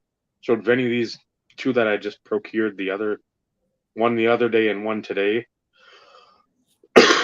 Again, nothing fancy in the realm of, oh man, what a what a pretty card, what a great design, no, it's just shit you don't see. Granted, the one I showed you the other day, Vinny, it was Zeller had a bunch of those. Not of Lindros, but I mean he had a bunch out of that set. Hull, Amante, Ronick, I don't know who else. I mean, there's about 6, 8 of them that he had. And I'm like, I'm tempted for all, but not at the starting price because that's a couple $100. And I'm like, no, those funds can be diverted towards something meaningful. Somebody is though. I don't know. I don't remember who. If that's Ken Bean's baseball blog. I think he's collecting Manoa because he's a West Virginia guy. Trying to remember. I know I've seen somebody on Instagram posting their Manoas, and I'm like, ooh, not a. I thought Josh Johnson was a bad investment. Hashtag invest in Aaron Rodgers now. Yes. Jason Dominguez. Aaron. And J.A.A. stuff's on. Not Derula.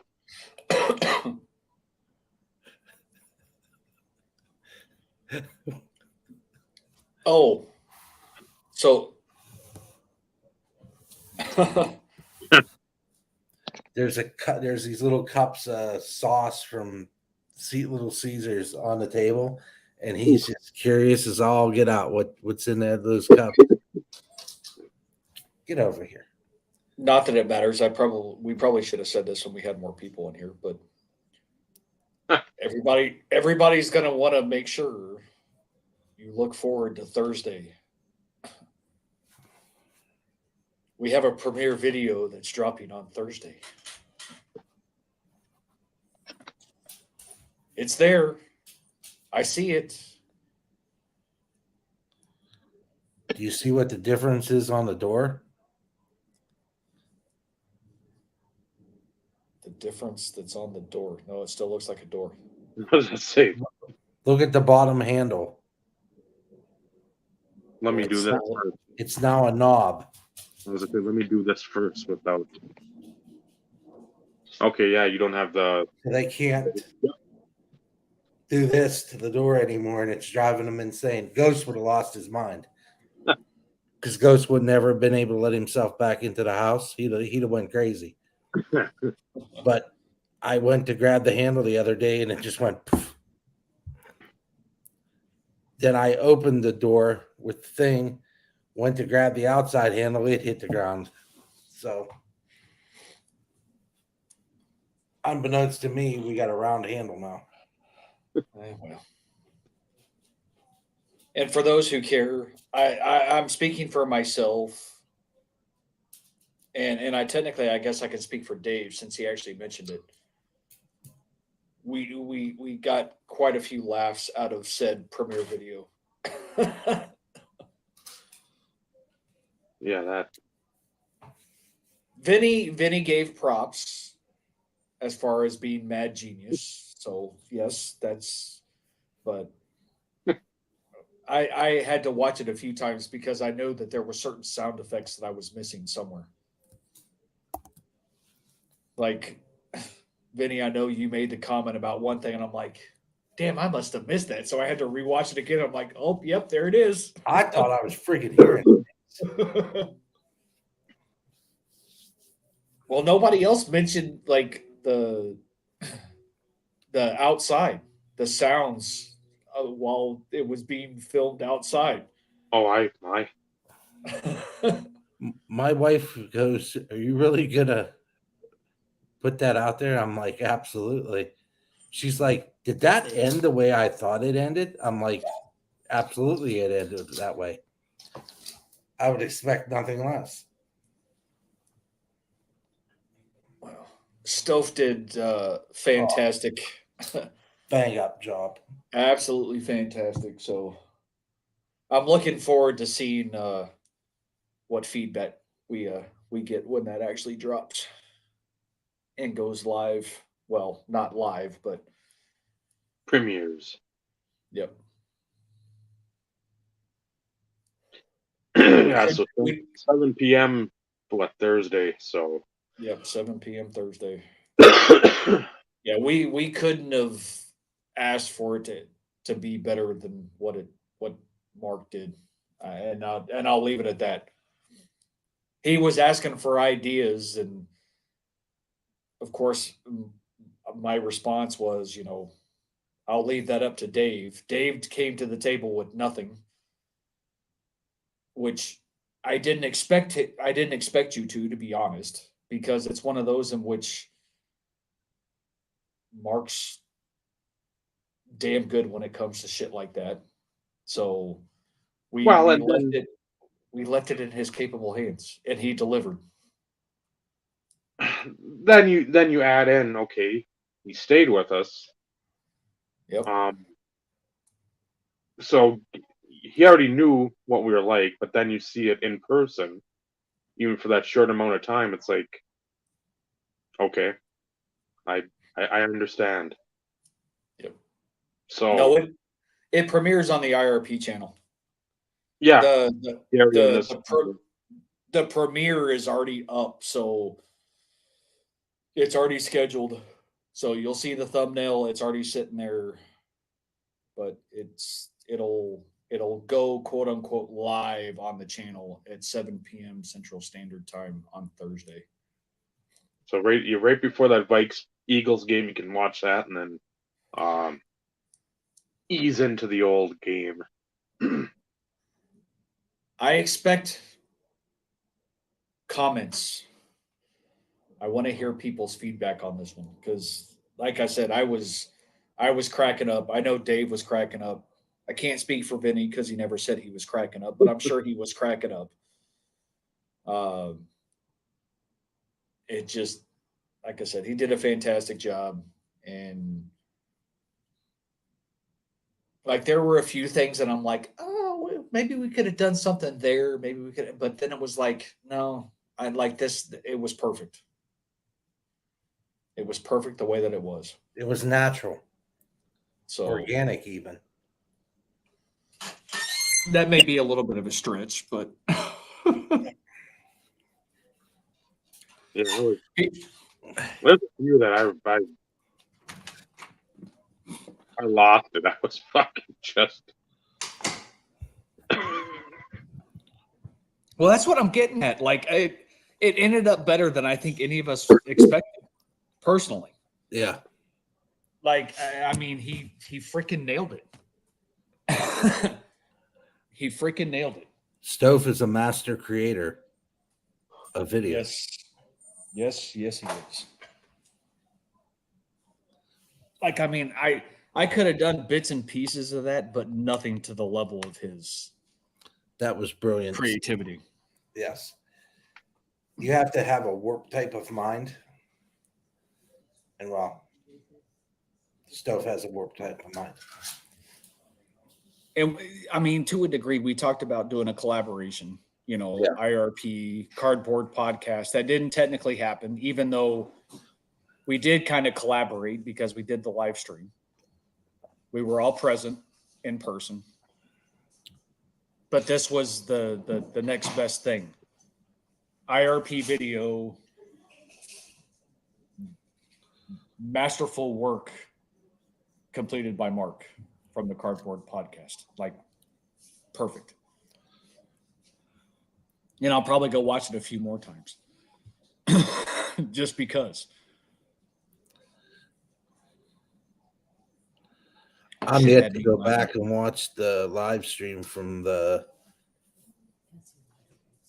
crib from National. Still haven't done that yet. I've been watching the Christmas episode, which I haven't watched in a long time. I watched that. I think it was the first full week after being back from Chicago. I ended up sitting down and fully watching the live stream.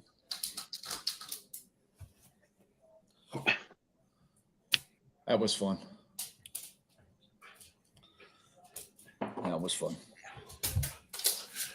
Reason why I was late is I was delivering 4 cases of what you're drinking to Blake. Where's my 4 cases? When are you going to deliver me 4 cases? I brought 2 for us, and then I had 2 for him. Then when I went back to PA, I grabbed him 2 cases on the way and delivered that. And then I got rid of all of C's older clothes that were in 5 garbage bags, the big black ones. I stuffed them in this lady's Equinox, which basically took up her whole back of her Equinox and almost her whole back seat. So I just emptied my garage of several things.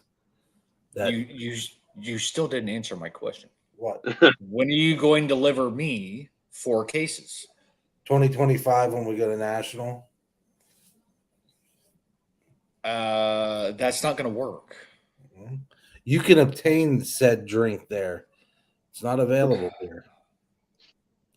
Yeah, it's you say that, but I feel like my wife struggles frequently trying to find a fucking case.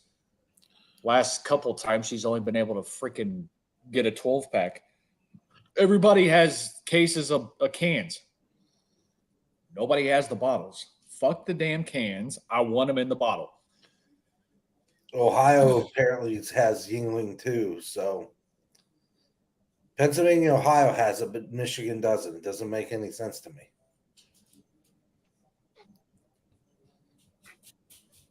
It only goes so far north, though, too. Because it used to be anything east of the Mississippi and then south of something. And, of course, Texas being the first one west of the Mississippi. Well, when I was buying this last stuff, there was a guy, he was buying 9 cases of it. Well, taking it somewhere. If you don't have it where you're from and you really like it, like, I mean, I love it. And it's good. Anytime we go out to eat or whatever, if they've got it on tap, it's better on tap than it is in the bottle. Most times it is.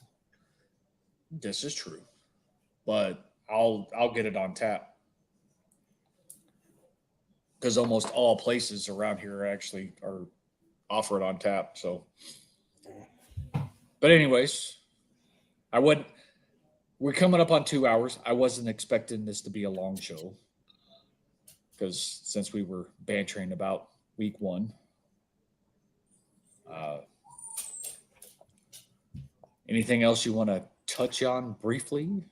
Because obviously Vinny doesn't want to talk about the Steelers, which I don't blame him. He should be carrying a clipboard behind a real quarterback, but they have Mitch. Pretty much ends the story. And I don't know what happened to the defense. So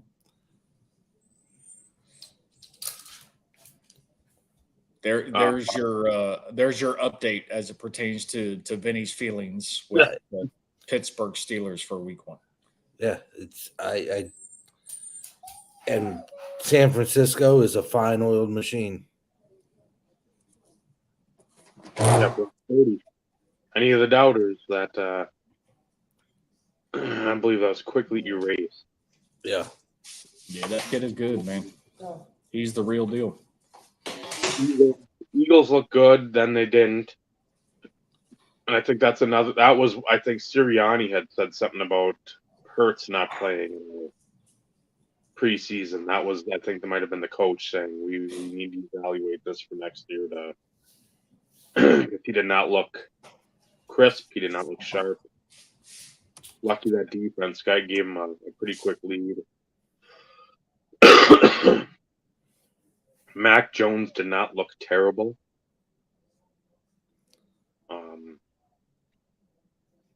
Who's the backup for the Patriots now? They've got Bailey Zapp, who they released, put to the practice squad, and then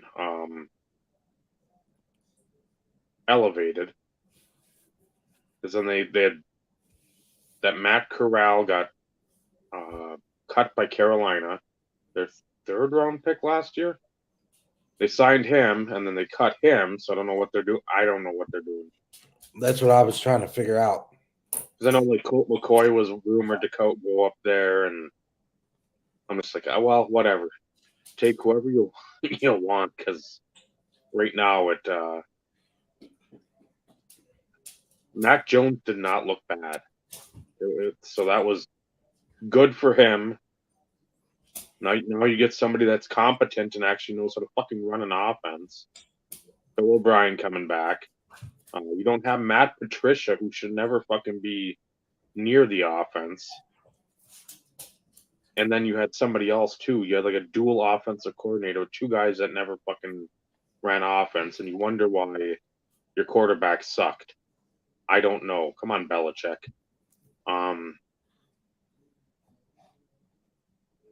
Titans Saints game was pretty much what it was led up to be. Just a fucking slugfest.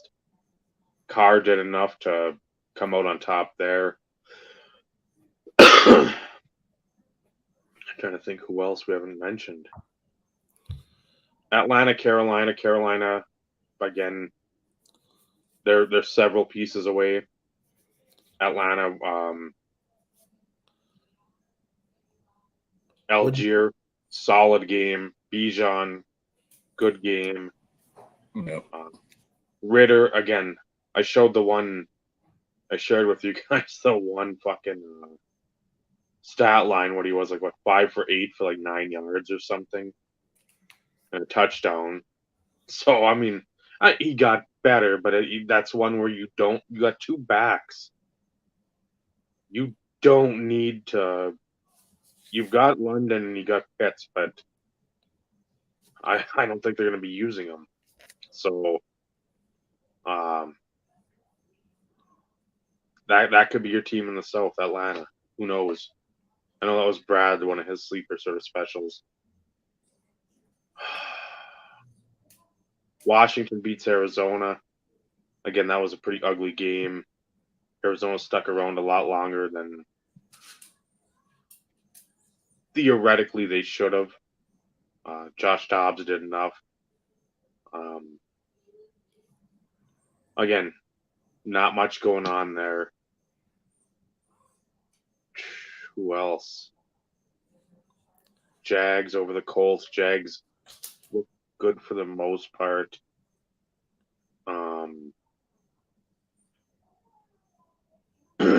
Colts, again, Richardson looks fairly decent, again, for a rookie. You had a lot of rookies scoring that first touchdown. Bijan, Richardson, Jordan Addison scored. Trey Palmer scored for Tampa, third round pick from Nebraska. Just a lot of guys scoring, and I like that. You like seeing rookies score and score quick.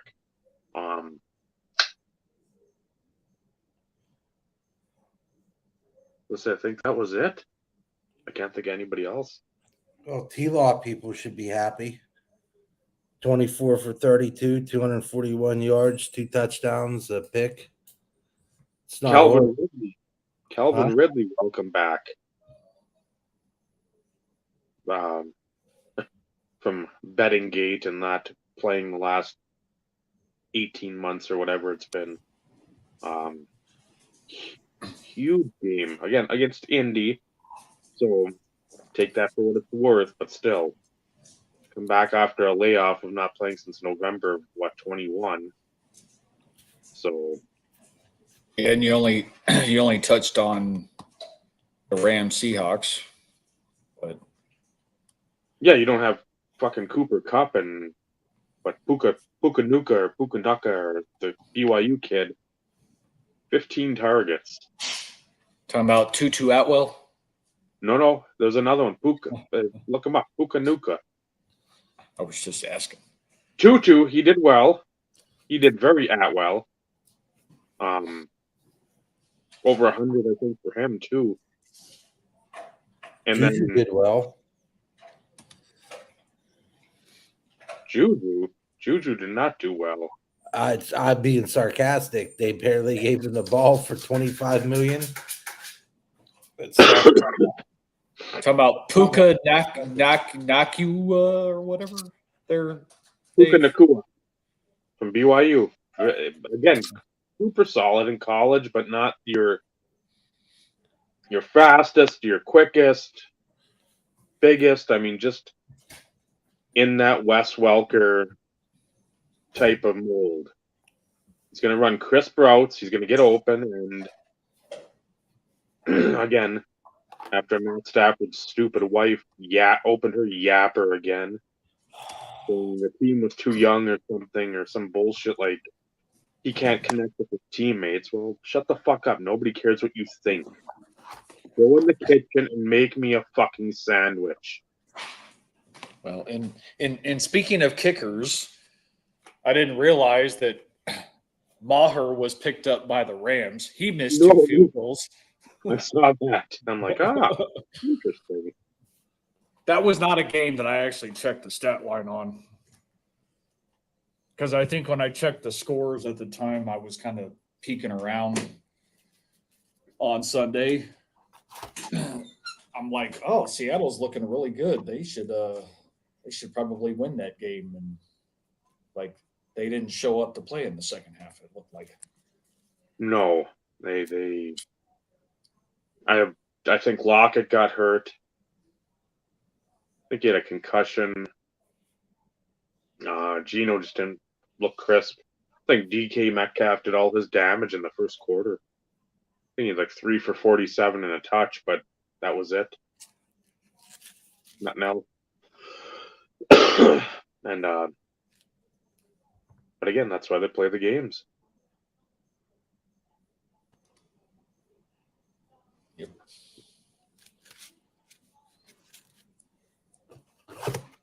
So what do we have on tap for next week?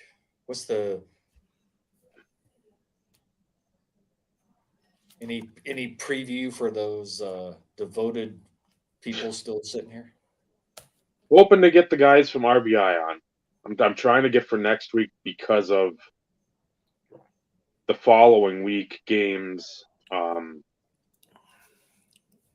Minnesota hosts the Chargers. And I didn't know, I completely had spaced that somehow the Chargers are Neil's team as well. I don't know how long ago that's from. Again, I lament my fandom since a guy that didn't want to wear a full jersey at USC was their 5th overall pick in 1990. Mr. Seau.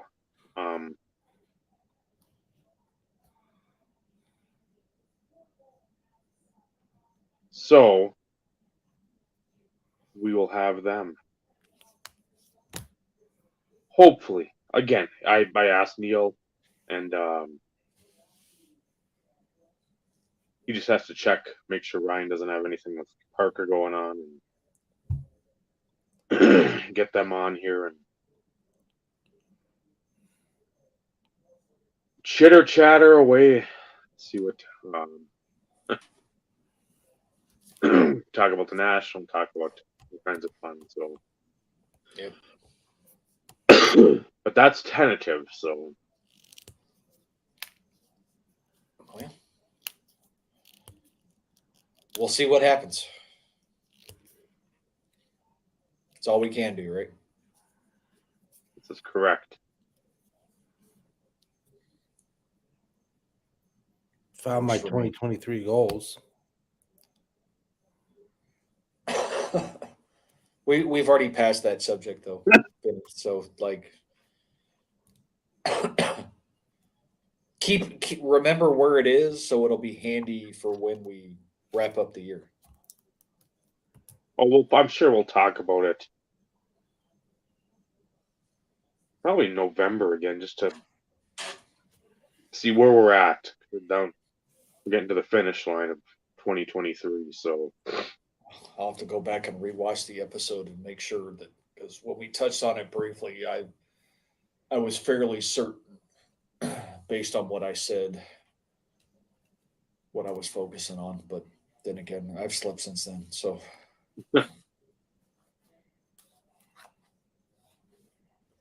And for me, I have no idea.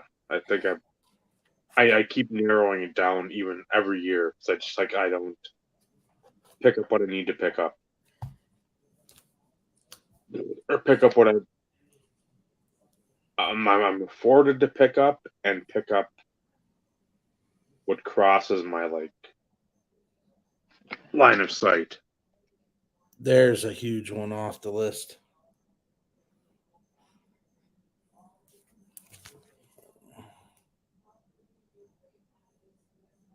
Huge, difficult card. It's Hoogie. Yeah, that and this. This finishes my Pacific quest for the cup. That's the last card I needed to get all the quest for the cup cards out of Pacific. Simple little patch card, jersey card, whatever you want to call it. It says Jersey right there on the card. Well, whatever. Potato. But this No.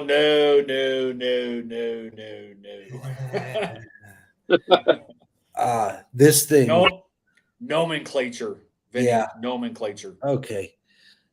But this thing, this is out of Series 2. Yes, This and when Topps was going bye-bye for the first time before they came back in 2098, 99. Yep. They skipped a year. I don't think there was 97, 98. Then I think they came back in 98, 99. well, they had that stupid Topps picks or whatever, like the Fleer picks and Topps picks, like that. Oh, yeah, that was 96, 97. Topps and Fleer's picks. You know how much a box of Fleer's picks cost? It is not. Should be 48 cents. It's 200 and some bucks because it's rare as all get out.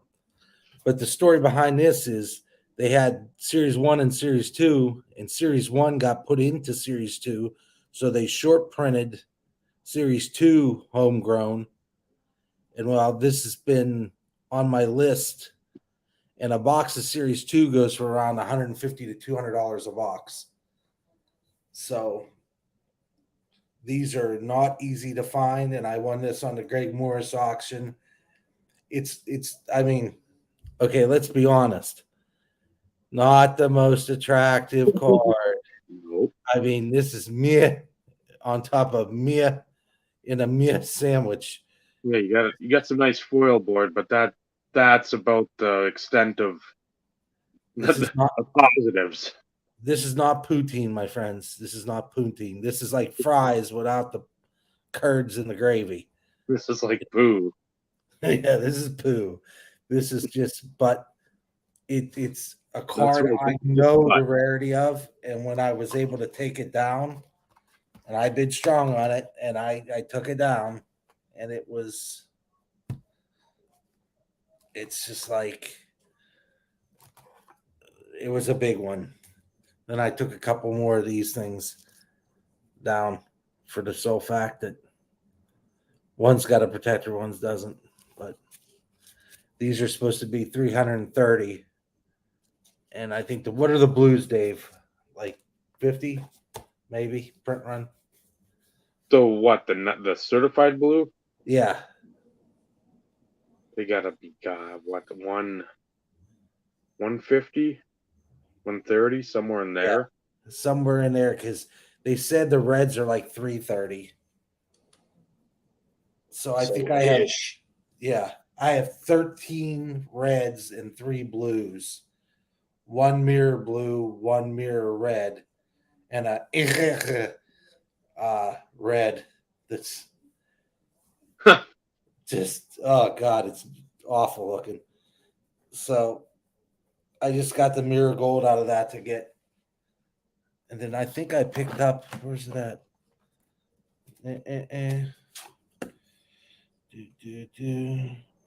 Here's something. Talking about Pacific. Adrenaline. So it's just the base card, right?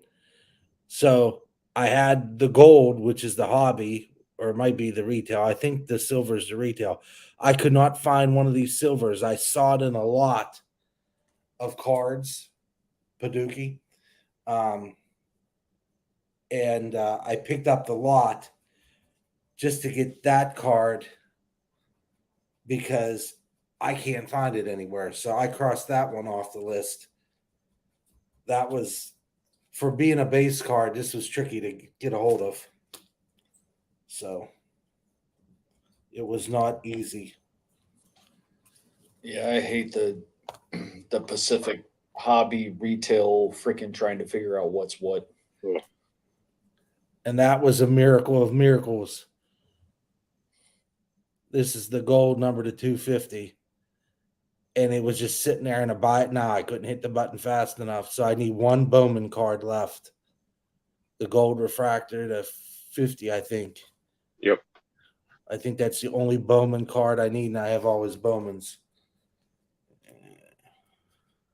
And this goofy thing. These are those 1 in a billion inserts out of OPG. Oh, They're like, this is a redemption. So this is a pack redemption. So I've seen maybe 5 of them. And that one was pretty tough. Then lastly, that's my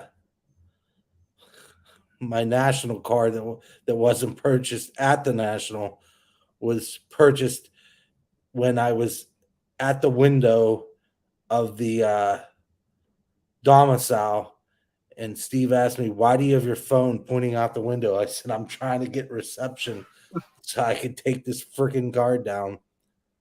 But this was Overtime or Ovation Superstar Theater. It's acetate. See the finger? See the yeah, 'cause it's on the other side. Yeah. There you go. There. Sorry, Dad. That was poignant. Hey, it's a family Well, show. Yeah, it's a Well, family. you failed like 3 times trying to see the finger. I know. That's why I got frustrated and just put the one up that I know the best. But that Fuck Ovation you, card Dave. was the card I got at the National. I think that's the most money I spent on anything at the National. Favorite thing C got was her Friday the 13th mask that I paid $25 for. That was signed by the guy that played Jason. So that was her. When I bought her that, she's like, "I won't ask for anything else." I'm like, "You didn't ask for anything else the whole time." She just said, "This is cool," and I bought it. Bought more stuff for her than till I bought that wax that last day. That MVP for $25 a box. I couldn't have passed that up. Should have bought more. Or the 10s, 3 for 36. Yeah, those tins were solid too. The new MVP, Ziri just opened a case of it. He got 2 Bedard redemptions and a team redemption, so another Bedard. He pulled 3 Bedards out of that MVP redemptions. So that's the big press for those. So I don't know if those will go down as time goes on, but the real thing for those is that redemption. So you kind of want to buy those when you could still turn in the redemption, because that Connor Bedard card's going to be, I think they were going, the redemptions were going somewhere between $400 and $500. It's his first real true NHL card. Everything else to this point has been CHL stuff. So we're going to find out by the time Series 2 comes out, probably for Spring Expo. We'll see if he's Lafreniere good, or is he McDavid good? Is he Draisaitl good? Is he Yager good? What kind of good we got? Because yet to be determined.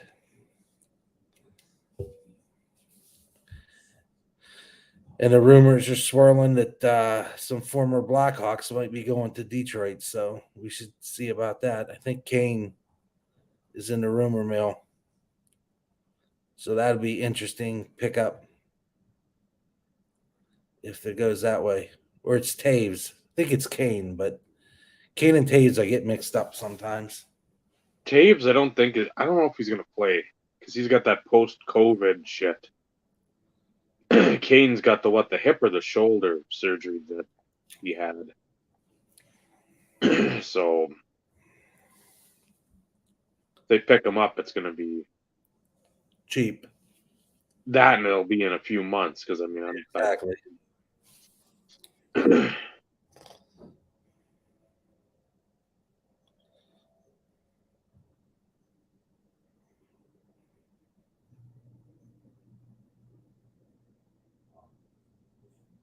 But other than that, I gotta get a fucking another copy. This cocksucker, and it had dimples on there.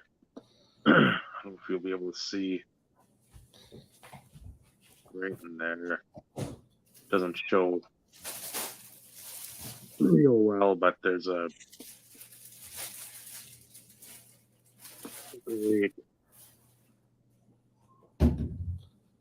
piece of sand in the fucking plastic, and so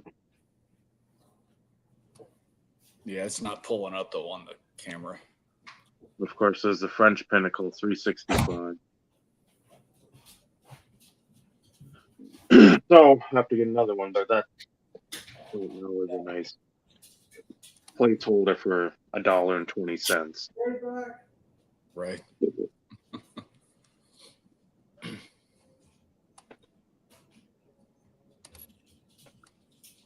Yeah, to spend $1.20 to eat, it sucks when it's not decent, but it's not like you paid 120. I mean, if it's a PSA 10, I'd have to see a pop report if there's a PSA 10, and that's bullshit. Because I've never seen a copy that doesn't have like Something. what looks to be rounded corners or a 60-40 centering. Well, if I pull one, I was getting boxes of that for $10 for English and $15 for French back in the day. So I have a slight stockpile of those. So if I'd like to build the set, so if I get a second one, I'll send it your way. And those were not like, oh man, here's like 2 or 3 a box. It was, if you got one, you were lucky. Yeah, those are. It was. I opened an 89.90 box of OPG. So the ones that are, it's like a blue. It's Theo Fleury, Brian Leach, and somebody, I can't think of who it is, rookie year. Not one Lemieux in the whole box. And the gum was stuck to the back of the card, something fierce. Gabagool. It was not a pretty picture. And I think I bought that box for $20. And now those boxes are going over $100 a piece because they're drying out. Supply and demand. What a concept. 88.89 with the push pins. They're going for about $500 a box. What year is that, Dave? 5.6. I'm pretty sure. It's got 95 on the flip. Yeah, that's the year I wish Mario had one, and he doesn't. Because that's the year he was off until he came back from the leukemia. What a gorgeous card that is.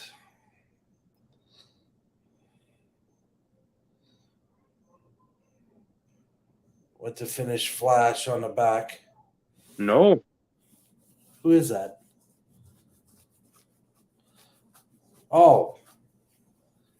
Zamnov. Oh yeah, he would have been 13. What am I talking about? Well, that's an epic fail on my part. I know that was like Lexi Jam. What the fuck is he on there?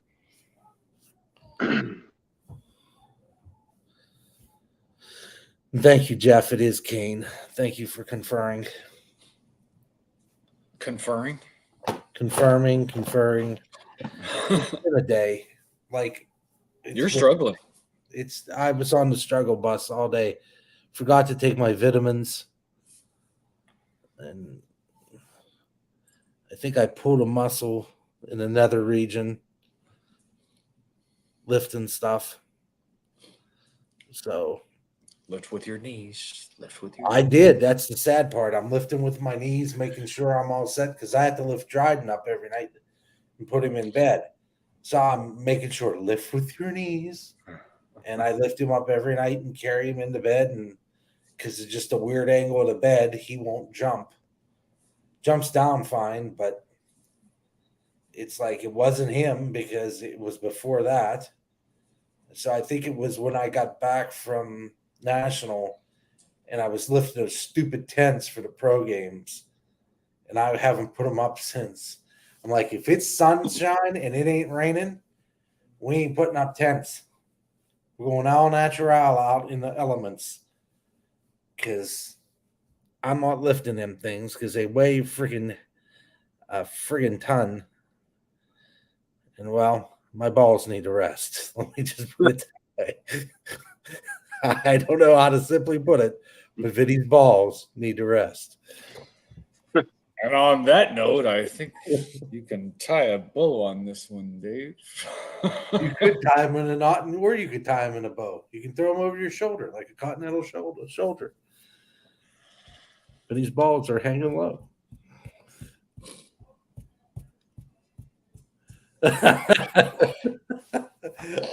Hey, at least I came on and talked tonight. I had a delay in action, but It's correct. This is I had to come out with both barrels blasting.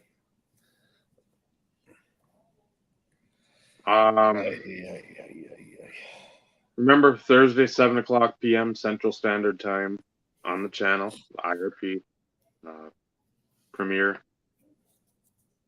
of our Cribs video, helped with by Stove.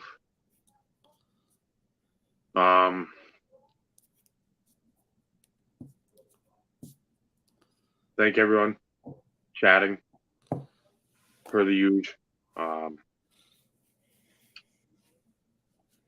Always helps our experience, our show going through. Making it quick.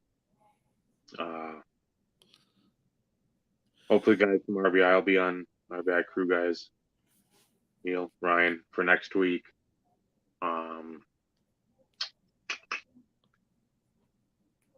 Fantasy football, I have 3 teams. They all won. Look at you. Hey, after listening to how many podcasts with Ryan and Neil talking about how fucking great their teams are going to be, I listened to like last week's, I think this morning. No, I finished it up like last week on the weekend, and listening to what their like lineup was. I'm like, okay. Listened to a little bit of last night's this morning when I woke up, and that's when I messaged Neil like, hey, let's get some plan together for next week. I said, how'd your fantasy team do? I said, how bad did you lose by? Because I knew who he had, and I'm like, there's no fucking way he won. He's like, I lost by a lot. Okay. I said, how badly did Ryan lose? Because that's all you heard was like the perfect season. It's like he did not do well. I was like, I'm listening to these dudes, and it's like, I know that guy had like 20 points at least in any format. This guy probably had 40. I don't know if he played against Tyreek. I don't know if it's that Potter. Like had Justin Jefferson. Again, Jamar Chase didn't do anything, but he had such a stacked lineup. I'm like, how does anybody touch that dude? So I was just like, okay, listening to all this fantasy chatter all year round. I'm like, I can't do that. I play the game, and that's when I'm watching the game. Okay, game sucks. Scroll through. Okay, how's my team doing? Then I'll go to the ESPN.com and start looking around, box scores live, all shit like that. And, but just to listen to that stuff, I'm like, serves you right. Serves you right. So hopefully all those guys come on next week, and if you got any questions for them, drum them up. National or otherwise. I know we'll come up with a few over the next week, just because. But unlike, dislike, whatever it is, unsubscribe, comment, report, do whatever. For Vinny, Steve, I'm Dave. It's been the Instant Revolution podcast. Remember, collecting cards, it's an absolutely wonderful hobby. But the friendships that you forge along the way, that's what really matters. Good night, everyone. Good night, everybody.